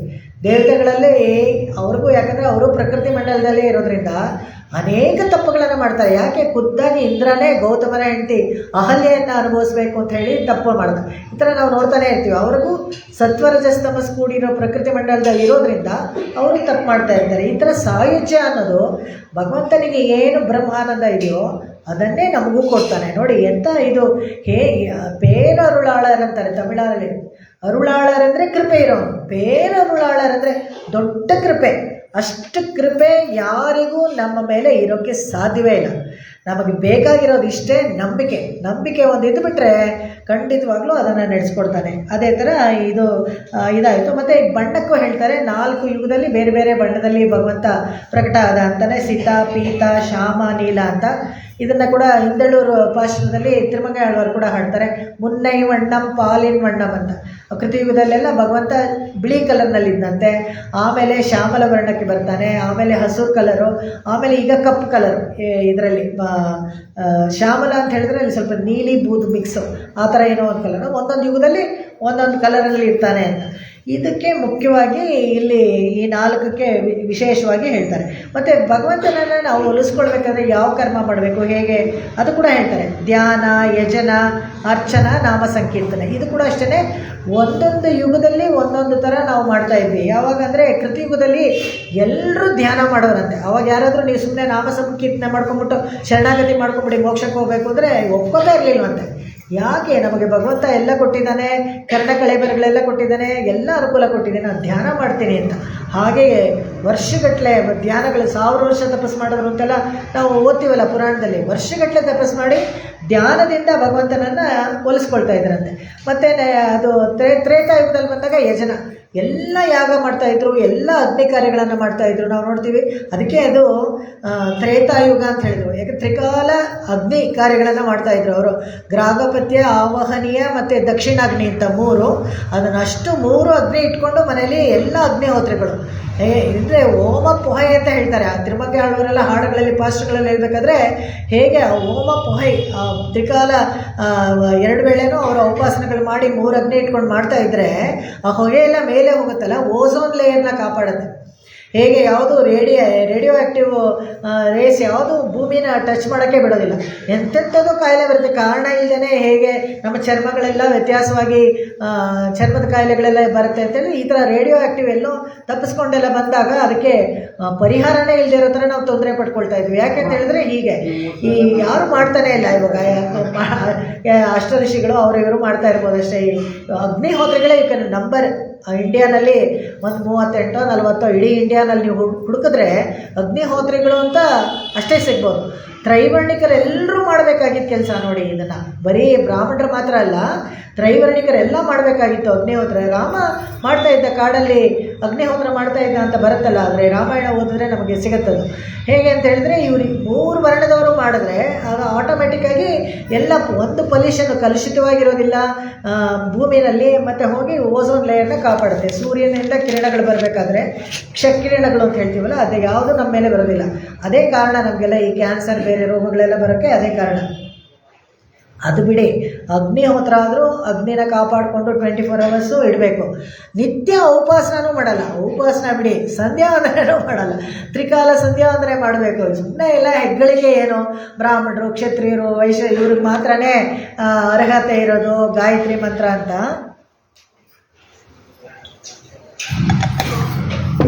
ಮಾಡಬೇಕು. ಮಾಡಿ ಅರ್ಘ್ಯ ಕೊಟ್ಟಾಗ ಒಂದೊಂದು ಮಂದೇಹ ಅಂತ ಪರ್ವತದಿಂದ ರಾಕ್ಷಸರು ಬಂದು ಸೂರ್ಯನ ಅಡ್ಡ ಕಟ್ಕೊಂಡ್ಬಿಡ್ತಾರಂತೆ. ಇವ್ರು ಯಾವಾಗ ಅಂದರೆ ಹಿಂದೆ ಎಲ್ಲ ರಾಕ್ಷಸರಿಗೂ ಮತ್ತು ದೇವತೆಗಳಿಗೂ ಯಾವಾಗಲೂ ಯುದ್ಧ ಆಗ್ತಾ ಇದ್ದಾಗ ಸೂರ್ಯ ಯಾವಾಗಲೂ ನಿತ್ಯವಾಗಿ ತುಂಬ ಪ್ರಕಾಶಮಾನವಾಗಿದ್ದಾನೆ, ಇವನ ಸಹಾಯ ನಾವು ತೊಗೊಳ್ಳೋಣ ಅಂದ್ಬಿಟ್ಟು ರಾಕ್ಷಸರೆಲ್ಲ ಸೂರ್ಯನ ನಮಗೆ ಸಹಾಯ ಮಾಡೋದು ಕೇಳ್ತಾರಂತೆ. ಸೂರ್ಯ ಹೇಳ್ತಾರಂತೆ, ನಾನು ನಿಮ್ಮ ಪಾಲಿಟಿಕ್ಸ್ಗೆಲ್ಲ ಬರೋದಿಲ್ಲ, ನನ್ನ ಕೆಲಸ ಆಯಿತು, ನಾನಾಯಿತು. ಯಾಕಂದರೆ ವೆರಿ ಡ್ಯೂಟಿ ಬೌಂಡ್, ನನ್ನ ಪಾಡಿಗೆ ನಾನು ಹೋಗ್ತಾ ಇರ್ತೀನಿ, ಯಾರ ಪಕ್ಷನೂ ವಹಿಸೋಲ್ಲ ಅಂತ ಹೇಳ್ಬಿಡ್ತಾನಂತೆ. ಅದಕ್ಕೆ ಕೋಪ ಬಂದು ಈ ರಾಕ್ಷಸರೆಲ್ಲ ನೀನು ಪ್ರಕಾಶಮಾನವಾಗಿದೆಯಾ ಅಲ್ವಾ, ಅದಕ್ಕೆ ನಿನಗೆ ಇಷ್ಟು ಅಹಂಕಾರ ಅಂತ ಅವನನ್ನು ಮುತ್ತಿಗೆ ಹಾಕೊಂಡ್ಬಿಡ್ತಾರಂತೆ. ಕಪ್ಪು ಮೋಡಗಳ ಥರ ಮಾಡಿ ಅವ್ರನ್ನ ಮುತ್ತಿಗೆ ಹಾಕೊಂಡ್ಬಿಡ್ತಾರೆ. ಇವಾಗ ನಾವು ಯಾರು ಸಂಧ್ಯಾವಂದನೆ ಮಾಡಿ ಅರ್ಘ್ಯವನ್ನು ನಿಂತ್ಕೊಂಡು ಕೊಡಬೇಕು ಯಾವಾಗಲೂ. ನಿಂತ್ಕೊಂಡು ಕೊಟ್ಟಾಗ ಒಂದೊಂದು ಅರ್ಘ್ಯದ ಡ್ರಾಪ್ ನೀರಿರುತ್ತಲ್ಲ ಅದು ಒಂದು ವಜ್ರಾಯುಧ ಆಗಿ ಆ ಮಂದೇಹ ರಾಕ್ಷಸರನ್ನ ಹೋಗಿ ಮಂದೇಹ ಪರ್ವತದಿಂದ ಬರ್ತಾರಲ್ಲ ರಾಕ್ಷಸರು, ಅವರನ್ನು ಓಡಿಸಿ ನಮಗೆ ಸೂರ್ಯನ ಬೆಳಕನ್ನು ಭೂಮಿಗೆ ಕೊಡುತ್ತೆ. ನೀವು ಕೇಳ್ತಾ ಇರ್ಬೋದು, ನಾವು ಯಾರು ಸಂಧ್ಯಾವಂದನೆ ಮಾಡ್ತಾ ಇಲ್ವಲ್ಲ, ಆದರೂ ಬೆಳಕು ಬರ್ತಾ ಇದೆಯಲ್ಲ ಅಂತ. ಇದು ಬೆಳಕು ಬರ್ತಾ ಇರೋದು ಕಾರಣ ಏನಪ್ಪ ಅಂದರೆ, ನಾವು ಮಾಡಬೇಕಾಗಿರೋ ಸಂಧ್ಯಾವಂದನೆ ಲೆಕ್ಕ ಇಟ್ಕೊಂಡು ಸಪ್ತ ಋಷಿಗಳು ಮಾಡ್ತಾ ಇದ್ದಾರೆ. ನಾವು ಇಂಪೊಸಿಷನ್ ಅವ್ರಿಗೆ ಕೊಡ್ತಾ ಇದ್ದೀವಿ. ನಾವು ಹೋಮ್ವರ್ಕ್ ಮಾಡ್ತಾ ಇಲ್ಲ, ನಮ್ಮ ಇಂಪೊಸಿಷನ್ ಅವ್ರಿಗೆ ಕೊಡ್ತಾ ಇದ್ದೀವಿ, ಅವ್ರು ಮಾಡ್ತಾರೆ.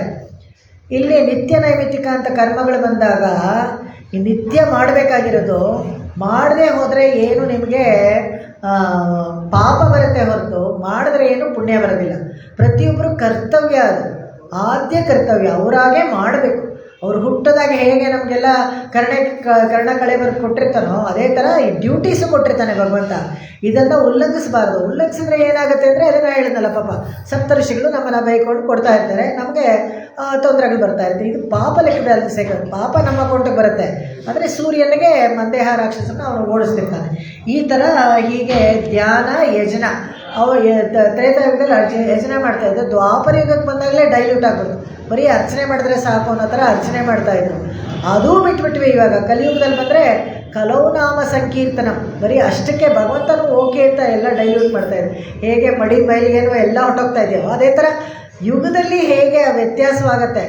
ಪುನರ್ಕೃತ ಯುಗಾಂಕುರಂ ಭಗವದ್ ಸ್ವಾಮಿ ದೇಶಿಕರವರು ಇದರಲ್ಲಿ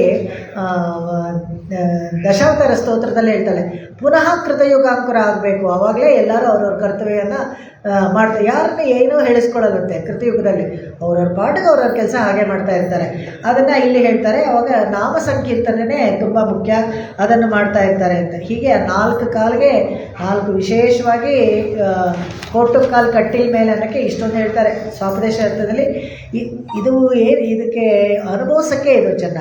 ಈ 4 ಕಾಲು ಅಂದರೆ ಮಂಚದಲ್ಲಿ ಬರೀ ಮರದ ಕಾಲಿರುತ್ತೆ. ಆದರೆ ಈ ವಿಷಯಗಳನ್ನೆಲ್ಲ ಹೇಗೆ ವ್ಯಾಖ್ಯಾತಕರು ತೋರಿಸ್ಕೊಡ್ತಾರೆ ಅಂದರೆ, ಈ ವಿಷಯಗಳು ನಮಗೆ ಗೊತ್ತಿರಬೇಕು.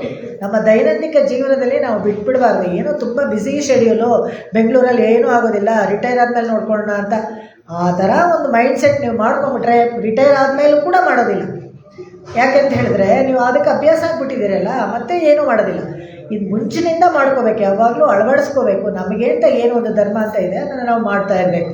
ಇದ್ರ ಕಣ್ಣಿಗೆ ವ್ಯಕ್ತವಾಗಿ ನಮಗೇನು ಕಾಣಿಸಲ್ಲ. ಇದರಿಂದ ಏನು ಮಾಡದೇ ಇರೋರಿಗೂ ಹಾಗೆ ಚೆನ್ನಾಗೇ ಇದ್ದಾನಲ್ಲ, ಮಾಡಿದವ್ರಿಗೂ ಏನು ವ್ಯತ್ಯಾಸ, ಇದೆಲ್ಲ ನಾವು ಕೇಳಬಾರ್ದು. ನಿಮ್ಮ ಕರ್ತವ್ಯ ಏನಿದೆಯೋ ನೀವು ಮಾಡ್ತಾ ಇರಬೇಕಷ್ಟೇ. ಅವ್ನು ಮಾಡ್ತಾ ಇಲ್ವಲ್ಲ ನಾನು ಹಾಗೆ ಇರ್ತೀನಿ ಅಂತ. ಅದಕ್ಕೆ ಮನೆಯಲ್ಲೆಲ್ಲ ಯಾವಾಗಲೂ ತಂದೆ ತಾಯಿಗಳು ಅವ್ರು ಮಾಡ್ತಾ ಇರಬೇಕು. ಅವ್ರು ಮಾಡಿದ್ದನ್ನು ನೋಡಿ ಮಕ್ಕಳು ಮಾಡ್ತಾ ಇರ್ತಾರೆ. ನೀವು ಹೇಳಿದ್ರೆ ಮಕ್ಕಳು ಮಾಡೋದಿಲ್ಲ, ಅವ್ರು ಕೇಳ್ತಾರೆ. ತಮಾಷೆಗೆ ಹೇಳ್ತಾ ಇದ್ರು ಯಾವಾಗಲೂ, ಸಂಧ್ಯಾವಂದನೆ ಮಾಡಿಸ್ಬಿಟ್ಟು ಉಪನಯನದಲ್ಲಿ ಮಾಧ್ಯಾಹ್ನಿಕ ಮಾಡಬೇಕು. ಅವತ್ತೇನೆ ಉಪನಯನ ಮಾಡಿದಾಗ ಈ ಸಾಮಾನ್ಯವಾಗಿ ಏನು ಮಾಡ್ತಾರೆ, ಎಲ್ಲ ಊಟ ಕಟ್ಕೊಂಡು ಹೊಟ್ಟೋಗ್ಬಿಡ್ತಾರೆ ಪುರೋಹಿತರು ಎಲ್ಲ. ಹೊಟ್ಟೋಗ್ಬಿಟ್ಮೇಲೆ ಮಾಧ್ಯಾಹ್ನಿಕ ನೀವೇ ಪಡಿ ಚುಡುಕಮ್ಮ, ಮನೇಲಿ ಯಾರೋ ದೊಡ್ಡವರು ಇರ್ತಾರಲ್ಲ ಅವರೇ ಮಾಧ್ಯಾಹ್ನಿಕ ಮಾಡಿಸ್ಬಿಡ್ಲಿ ಅಂತ ಹೇಳಿಬಿಟ್ಟು ಹೊರಟೋಗ್ತಾರೆ. ಯಾಕಂದರೆ ಇವರೆಲ್ಲ ಭಿಕ್ಷೆ ಎಲ್ಲ ಇಡೋಷ್ಟೊತ್ತಿಗೆ ಹೆಂಗಸರು ಲೇಟ್ ಆಗುತ್ತೆ ಅಂತ. ಮಾಧ್ಯಾಹ್ನಿಕ ಮಾಡಿಸ್ಬೇಕು, ಅಪ್ಪನ ಹತ್ರನೇ ಮಾಡಿಸ್ಕೊಳ್ತಾ ಇರ್ತಾರೆ. ಅಪ್ಪನ ಬಂದಾಗ ಮಾಧ್ಯಾಹ್ನಿಕ ಹೇಳ್ಕೊಡಪ್ಪ ಅಂತ ಕೇಳಿದ್ರೆ, ಏಯ್ ನಿನಗೆ ಇವಾಗ ಬೆಳಗ್ಗೆ ಉಪದೇಶ ಆಗಿದೆ, ನಿನಗೇ ಮರ್ತೋಗ್ಬಿಟ್ಟಿದೆ ಗಾಯತ್ರಿ ಮಂತ್ರ, ನನಗಾಗಿದ್ದು 40 ವರ್ಷದ ಹಿಂದೆ ನನಗೆ ಜ್ಞಾಪಕ ಇದೆ ಅಂತ ಹೇಳ್ತಾರಂತೆ. ಅಂದರೆ ಅವನಿಗೆ ಏನೂ ಮಾಡಿಲ್ಲ ಅಂತ. ಸಾಧಾರಣವಾಗಿ ಗಾಯತ್ರಿ ಮಂತ್ರ ಉಪದೇಶ ಎಲ್ಲ ಮಾಡಬೇಕಾದ್ರೆ ತಂದೆನೇ ಮಾಡಬೇಕು. ಆ್ಯಕ್ಚುಲಿ ತಂದೆ ಅಂದರೆ ಅವು 12,000 ಆವೃತ್ತಿ ಯಾರು ಗಾಯತ್ರಿ ಮಂತ್ರ ಜಪಿಸಿರ್ತಾರೋ ಅವರು ಉಪದೇಶ ಮಾಡಬೇಕು. ಅದು ಲೆಕ್ಕ ಹಾಕ್ಕೊಂಡ್ರೆ ಒಂದು ವರ್ಷದಲ್ಲಿ 12,000 ಆವೃತ್ತಿ ಆಗಿರುತ್ತೆ. ಅಕಸ್ಮಾತ್ ಆ ತಂದೆಗೆ ಆಗಿರಲ್ಲ ಅಂದರೆ ಅದಕ್ಕೆ ಪುರೋಹಿತರು ಉಪದೇಶ ಮಾಡೋದು. ಯಾಕಂದರೆ ಅವರಂತೂ ಮಾಡೇ ಇರ್ತಾರೆ ಅಂತೆ. ಅದು ಡೌಟೇ. ಪುರೋಹಿತರು ಕೂಡ ಇವಾಗೆಲ್ಲ ಅರ್ಜೆಂಟು, ಬೆಳಗ್ಗೆ ಯಾವುದೋ ಫಂಕ್ಷನ್ ಇದ್ದರೆ ಗಾಯತ್ರಿ ಮಾಡಿರ್ತಾರೋ ಇಲ್ಲೋ ಗೊತ್ತಿಲ್ಲ. ಕಾಲಾತೀತ ಆಗಿದ್ರೆ ಕೂಡ ಪರವಾಗಿಲ್ಲ, ಪ್ರಾಯಶ್ಚಿತ್ತ ಮಂತ್ರಗಳಿದೆ. ಎಲ್ಲೋ ಸಿನಿಮಾಗೆ ಹೋಗ್ಬಿಟ್ಟು ಬರ್ತೀರಾ ಅಂತ ಇಟ್ಕೊಳ್ಳಿ, ಲೇಟಾದರೂ ಪರವಾಗಿಲ್ಲ, ಪ್ರಾಯಶ್ಚಿತ್ತ ಮಾಡಿಕೊಂಡು ಆ ಮಂತ್ರ ಹೇಳಿಕೊಂಡು ಸಂಧ್ಯಾವಂದನೆ ಮಾಡಿ ಮಾಡೋದುಂಟು. ಅದಕ್ಕೆಲ್ಲ ಭಗವಂತ ಶಾಸ್ತ್ರದಲ್ಲಿ ಒಂದು ದಾರಿ ಏರ್ಪಡಿಸ್ಕೊಟ್ಟಿದ್ದಾನೆ. ಕೋಟು ಕಾಲ್ ಕಟ್ಟಿಲ್ ಮೇಲ್ ಮೆತ್ತೆನ್ನ ಪಂಚಶ. ಈ ಪದ್ಯದಲ್ಲೇ ಇವತ್ತು ತುಂಬ ಒಳ್ಳೆ ಎಲ್ಲ ಅರ್ಥಗಳಿರುವಂಥ ಪದ್ಯ ಇದು. ಮೆತ್ತೆನ್ನ ಪಂಚಶಯನತ್ತಿನ ಮೇಲೇರಿ. ಹೇಗೆ ಅಂದರೆ ಒಳಗಡೆ ನೋಡ್ತಾಳೆ ನಪ್ಪಿನೇ ತುಂಬ ಹಾಸಿಗೆ ಅಷ್ಟು ಚೆನ್ನಾಗಿರುತ್ತಂತೆ, ಮೆತ್ತಗೆ ಇರುತ್ತಂತೆ. ಪಂಚಶಯನ ಮಲ್ಕೊಂಡಿರೋ ಹಂಸತೂಲಿಕಾ ತಲ್ಪ ಮೆತ್ತಗೆ ಮೃದುವಾಗಿ ಇರುತ್ತೆ ಅಂತ.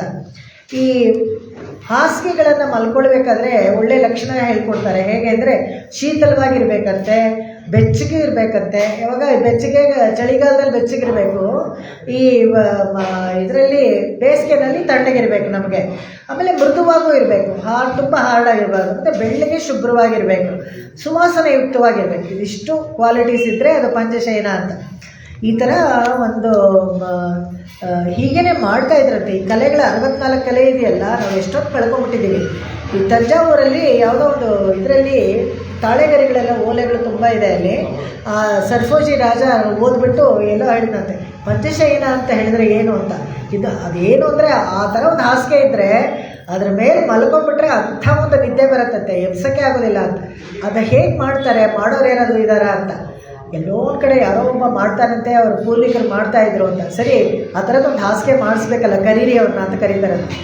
ಸರ್ಫೋಜಿ ಕರೆದ್ರೆ ಅವ್ನು ಬರ್ತಾನೆ, ಬಂದ್ಬಿಟ್ಟು ಹೇಳ್ತಾನಂತೆ, ನಾನು ಹಾಸಿಗೆ ಮಾಡಿಕೊಡ್ತೀನಿ, ಆದರೆ ನೀವು ತುಂಬ ಹುಷಾರಾಗಿರಬೇಕು. ಯಾಕೆ ಅಂತ ಕೇಳ್ತಾರೆ. ಅಪ್ಪಿತರಕ್ಕೆ ಯಾರಾದರೂ ಕೆಲಸದವರು ಅದ್ರ ಮೇಲೆ ಮಲ್ಕೊಂಡ್ಬಿಟ್ರೆ ಆಮೇಲೆ ಅಂತಃಪುರದಲ್ಲಿ ನೀವು ಅವ್ರನ್ನ ಏರ್ಸೋಕ್ಕಾಗಲ್ಲ, ತೊಂದರೆ ಇಲ್ಲ, ಅದೆಲ್ಲ ನಾನು ನೋಡ್ಕೊಳ್ತೀನಿ ಅಂತ ತುಂಬ ಇನ್ಸ್ಟ್ರಕ್ಷನ್ಸು ಕೊಡ್ತಾನಂತೆ. ಹಾಸಿಗೆ ಮಾಡಿಕೊಡ್ತಾನೆ. ಹಾಸಿಗೆ ಮಾಡಿಕೊಟ್ಮೇಲೆ ಇವನಿಗೆ ಸರ್ಫೋಜಿ ಎಲ್ಲ ಇನ್ಸ್ಟ್ರಕ್ಷನ್, ಹಾಸಿಗೆನ ನೀಟ್ ಮಾಡಬೇಕು, ಅಂತರ್ಪುರ ನೀಟ್ ಮಾಡಬೇಕು, ಆದರೆ ಅದ್ರ ಮೇಲೆ ಯಾರು ಮಲ್ಕೊಂಡೆಲ್ಲ ನೋಡಬಾರ್ದು. ತುಂಬ ಹೇಳ್ತಾನೆ ಇರ್ತಾನಲ್ಲ, ಒಂಥರ ಕ್ಯೂರಿಯಾಸಿಟಿ, ಏನು ಇದ್ರ ಮೇಲೆ ಮಲ್ಕೊಂಡ್ರೆ ಅಂತ. ಒಬ್ಬ ಏನು ಮಾಡ್ತಾನಂತೆ, ಯಾವತ್ತು ಅವನಿಗೆ ಡ್ಯೂಟಿ ಇರುತ್ತೆ, ಮಲ್ಕೊಂಡೇ ನೋಡ್ಬಿಡೋಣ ಅಂತ ಸುಮ್ಮನೆ ಹಾಗೆ ದೇಹನ ಚಾಚ್ಕೊತಾನಂತೆ. ಅಷ್ಟು ಚೆನ್ನಾಗಿ ನಿದ್ದೆ ಬಂದುಬಿಟ್ಟು ಮಲ್ಕೊಂಡ್ಬಿಡ್ತಾನಂತೆ. ಸರಿ, ಕತ್ಲಾಯಿತು, ರಾಣಿ ಬರ್ತಾಳೆ. ರಾಣಿ ಇಲ್ಲಿ ಮಲ್ಕೊಂಡಿರೋದು ನೋಡ್ತಾನೆ, ನೋಡಿದ್ರೆ ಗಂಡನೇ ಇರಬೇಕು, ರಾಜನೇ ಇರಬೇಕು ಅಂತ ಅವಳು ಮಲ್ಕೊಂಡ್ಬಿಡ್ತಾಳೆ.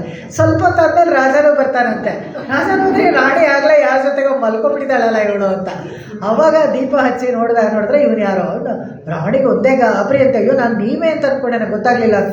ಇವಾಗಲೇ ಅವ್ನು ತಲೆ ಕಡೀರಿ ಅಂತಾರೆ. ಅವಾಗ ರಾಜ ಹೇಳ್ತಾನಂತೆ, ಇಲ್ಲ ಅವನದೇನು ತಪ್ಪಿಲ್ಲ, ಇದು ಈ ಹಾಸಿಗೆದು ಇದು ತಪ್ಪು ಅಂತ. ಅಂದರೆ ಆ ಥರ ಮೆತ್ತೆನ್ನ ಪಂಚಶಯನತ್ತಿನ್ಮೇಲೇರಿ, ತುಂಬ ಒಂದು ವಿಶೇಷವಾದ ಅರ್ಥವನ್ನು ಈ ಪಂಚಶಯನಕ್ಕೆ ನಮಗೆ ತೋರಿಸ್ಕೊಡ್ತಾರೆ. ಅರ್ಥಪಂಚಕ ಅಂತ ಶ್ರೀ ವೈಷ್ಣವ ಸಂಪ್ರದಾಯದಲ್ಲಿ ನಾನು ಅವತ್ತೇ ಒಂದು ದಿವಸ 5 ಬೆರಳನ್ನು ಇಟ್ಕೊಂಡು ತೋರಿಸ್ದೆ. ಹೇಗೆ ಜೀವಾತ್ಮ ಪರಮಾತ್ಮ ಸಂಬಂಧ ಏನು, ನಾವೆಲ್ಲ ಯಾರು, ನಾವೆಲ್ಲ ಜೀವಾತ್ಮರು, ಎಲ್ಲಿ ಹೋಗಬೇಕು, ಭಗವಂತನ ಹತ್ರ ಹೋಗಬೇಕು, ಯಾಕೆ ಹೋಗದೆ ಇಲ್ಲೇ ಇದ್ದೀವಿ ಅಂದರೆ ವಿರೋಧಿ ಅಂದರೆ ನಮ್ಮ ಕರ್ಮಗಳು ನಮ್ಮನ್ನು ತಡೀತಾ ಇದೆ. ಹೋಗೋಕ್ಕೆ ಏನು ಮಾಡಬೇಕು, ಉಪಾಯ ಅನುಸರಿಸಬೇಕು.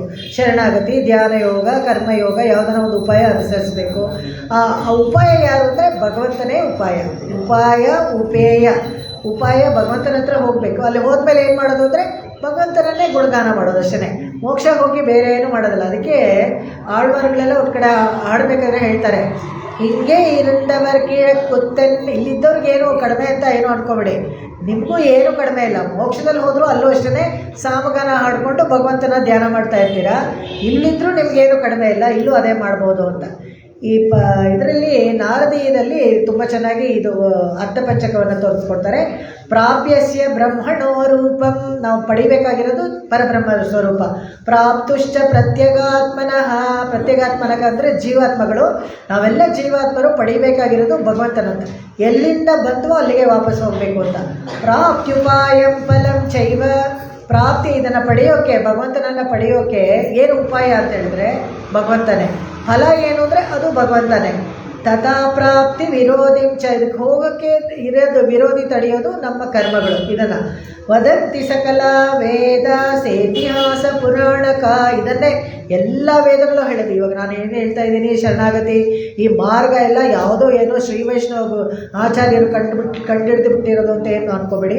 ಇವೆಲ್ಲ ವೇದದಲ್ಲಿ ಪ್ರಿಸ್ಕ್ರೈಬ್ ಮಾಡಿರುವಂಥ ಮಾರ್ಗ, ಸುಲಭವಾದ ಮಾರ್ಗ, ಹೇಗೆ ಹೋಗಿ ಭಗವಂತನನ್ನು ಸೇರ್ಕೋಬೇಕು, ವಾಪಸ್ ಅನ್ನೋದು. ಯಾವುದೋ ಒಂದು ಕಾರಣಕ್ಕೆ ನಾವೆಲ್ಲ ಅವನಿಂದ ಬೇರೆಯಾಗಿ ಬಂದಿದ್ದೀವಿ, ಮತ್ತೆ ಅವನ ಹತ್ರ ಹೋಗಿ ಸೇರಿಕೊಳ್ಬೇಕು ಅವನ ಲೋಕದಲ್ಲಿ. ಇದನ್ನು ಹೇಳ್ತಾರೆ.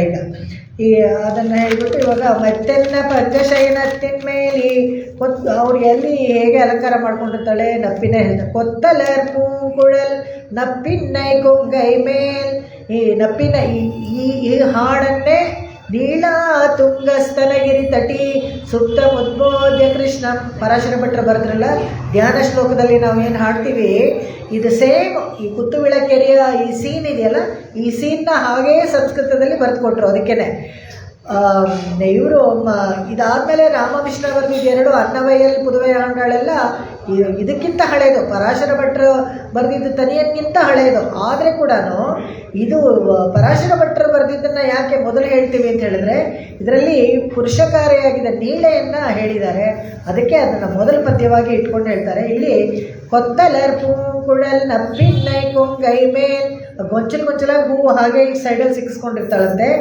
ಅವಳ ವಕ್ಷಸ್ಥಳ ಮೇಲೆ ಕೃಷ್ಣ ಮಲ್ಕೊಂಡ್ಬಿಟ್ಟಿದ್ದಾರಂತೆ. ವೈದ್ಯ ಕಿಡಂಡ ಮಲರ್ ಮಾರ್ಬಾವಾಳ್ತಿರವಾಯ್, ಹೃದಯದಲ್ಲಿ ಲಕ್ಷ್ಮೀನೂ ಇಟ್ಕೊಂಡಿದ್ದಾನೆ, ಅಲ್ಲಿ ನೀಳಾದೇವಿ ಮೇಲೆ ಮಲ್ಕೊಂಡಿದ್ದಾನೆ. ಇದಕ್ಕೆ ಇದು ಸುಪ್ರಭಾತ ಅಂತ ಹೇಳೋದು. ತಿರುಪ್ಪಾವೈ ಬಂದು ಭಗವಂತನನ್ನು ಎಬ್ಸೋದು, ಭಾಗವತರನ್ನು ಎಬ್ಸೋದು. ಇಬ್ಬರು ಆಳ್ವಾರ ಸುಪ್ರಭಾತ ಹಾಡಿದ್ರು. ತೊಂಡರಡಿಪಡಿ ಆಳ್ವಾರ್ ಒಬ್ಬರು, ಇನ್ನೊಬ್ಳು ಆಂಡಾಳು. ತೊಂಡರಡಿಪಡಿ ಆಳ್ವಾರ್ ಶ್ರೀರಂಗದ ನಾಥನಿಗೆ ಎಬ್ಬಿಸಿದ್ರು, ಅದು ಸುಪ್ರಭಾತ. ತಿರುಪಳ್ಳಿ ಎಳ್ಚಿ ಅಂತ ಹೇಳ್ತಾರೆ. ಆಂಡಾಳು ಭಗವಂತನನ್ನು ಎಬ್ಬಿಸ್ತಾಳೆ, ನಮ್ಮನ್ನು ಎಬ್ಬಿಸ್ತಾಳೆ. ನಮ್ಮನ್ನು ಎಬ್ಬಿಸಿ ಭಗವಂತನ ಕಡೆ ತಿರುಗಿ ನೋಡೋತ್ರ ಮಾಡ್ತಾಳೆ.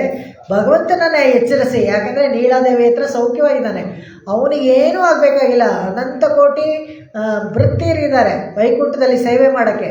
ನಮ್ಮಿಂದ ಒಬ್ಬರಿಂದ ಏನಾಗಬೇಕಲ್ಲ, ಅದಕ್ಕೋಸ್ಕರ ನಮ್ಮ ಕಡೆ ಅವನ ಗಮನವನ್ನು ತಿರುಗಿಸ್ತಾಳೆ.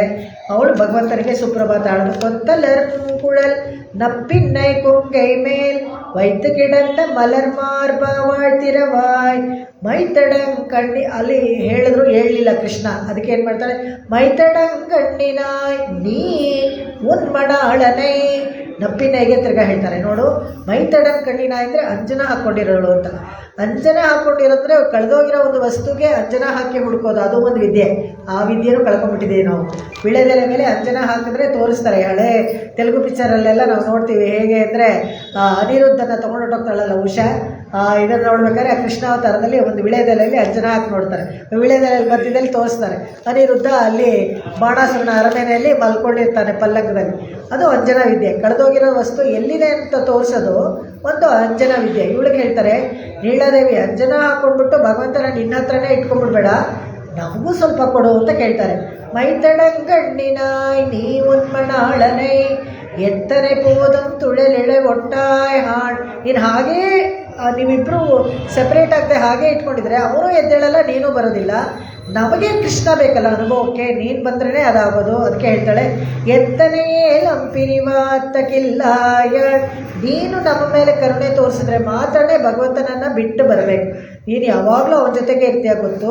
ಒಂದು ಸ್ವಲ್ಪ ಹೊತ್ತು ಅವನ್ನ ಬಿಟ್ಟಿರೋ, ಅವಾಗ ನಿನಗೆ ಗೊತ್ತಾಗುತ್ತೆ ನಾವೆಲ್ಲ ಅವನ್ನ ಬಿಟ್ಟು ಎಷ್ಟು ಕಷ್ಟಪಡ್ತಾ ಇದ್ದೀವಿ ಅಂತ ನಿನಗೆ ಅನುಭವಕ್ಕೆ ಬರುತ್ತೆ. ಅದಕ್ಕೋಸ್ಕರ ಎತ್ತನೆಯೇ ಪಿರಿವಾತ್ರಕ್ಕಿಲ್ಲ, ಇಷ್ಟು ದಿವಸ ಒಟ್ಟಿಗೆ ಇದೆಯಾ, ನೀನು ಅವ್ರನ್ನ ಬಿಟ್ಟಿಲ್ಲ. ಒಂದು ಸತಿ ಬಿಟ್ಟಿರೋ ನಿನಗೆ ಗೊತ್ತಾಗುತ್ತೆ. ಹಾಗೆ ಒಟ್ಟಿಗೆ ಇದ್ದು ಬೇರೆಯವ್ರಿಗೆ ಕೃಷ್ಣನನ್ನು ನೀನು ಕೊಡದೇ ಇರೋದು ತತ್ವವನ್ನ, ತತ್ವ ಅಲ್ಲ ಅಂದರೆ ಅದು ಸರಿಯಲ್ಲ ಅಂತ. ಅದು ಹೇಗೆ ಅಂದರೆ, ನೀನೇ ಅನುಗ್ರಹ ಮಾಡಬೇಕಾಗಿರೋದು ನಮಗೆ.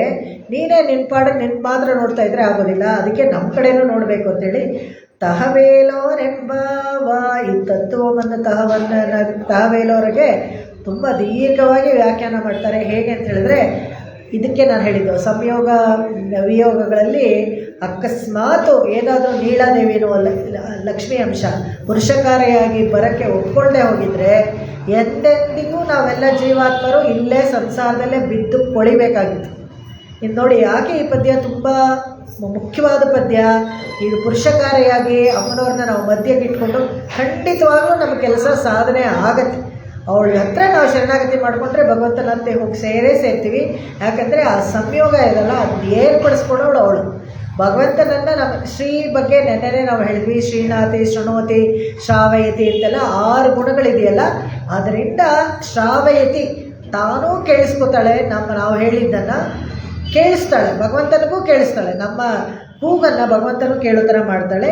ಈ ಥರ ಮಾಡಿ ತತ್ವವನ್ನ ತಹಮೇಲೋರೆಂಬಾವಾಯ್ ಅಂತ ಹೇಳಿ ನೀಳೇನು ಎಬ್ಬಿಸ್ತಾಳೆ. ಮುಂದಿನ ಹಾಡಿಗೆ ನಪ್ಪಿನೈನ ಇನ್ನು ಎಬ್ಬಿಸಲ್ಲ, ಅಷ್ಟೇ. ಮತ್ತು ಇವಾಗ ಕೃಷ್ಣನ ಎಬ್ಬಿಸ್ತಾರೆ. ಕೃಷ್ಣನ ಎಬ್ಬಿಸಿದ್ಮೇಲೆ ಮುಂದಿನ ಹಾಡಲ್ಲಿ ಇಬ್ಬರು ಒಟ್ಟಿಗೆ ಬರ್ತಾರೆ.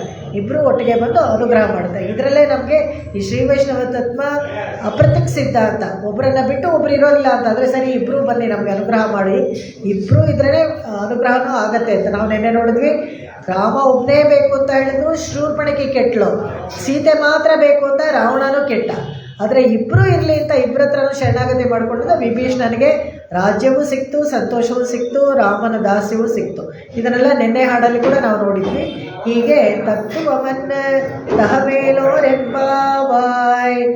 குத்து விளக்கெரிய கோட்டுக்கால் கட்டில் மேல் மெத்தென்ன பஞ்சசயனத்தின் மேலேறி கொத்தலர் பூங்குழல் நப்பின்னை கொங்கை மேல் வைத்து கிடந்த மலர் மார்பா வாழ்த்திரவாய் மைத்தடங்கண்ணினாய் நீ உன்மனாளனை எத்தனை போதும் தொழில் ஒட்டாய் ஆண் எத்தனை ஏலும் பிரிவார்த்தகில்லாயாள் தத்துவமன்ன தகவேலோரெம்பாவாய் ಶತಮಕಮಣಿ ನೀಲಾ ಚಾರು ಕಲ್ಹಾರ ಹಸ್ತ ಸ್ತನಭರ ನಮಿತಾಮಿ ಸಾಗ್ರ ವಾತ್ಸಲ್ಯ ಸಿಂಧು ಅಲಕವಿನಿಹಿತಾಮಿ ಸ್ರಗ್ಭಿರಾ ಕೃಷ್ಣನಾಥ ವಿಲಸತುರ್ದಿ ಗೋದ ವಿಷ್ಣು ಚಿತ್ತಾತ್ಮಜಾನಃ வேய புகழ் வில்லி பொத்தூராடி பூரம் மேல்மேலும் மிக விளங்க விஷ்ணு சித்த தூய திருமகளாய் வந்து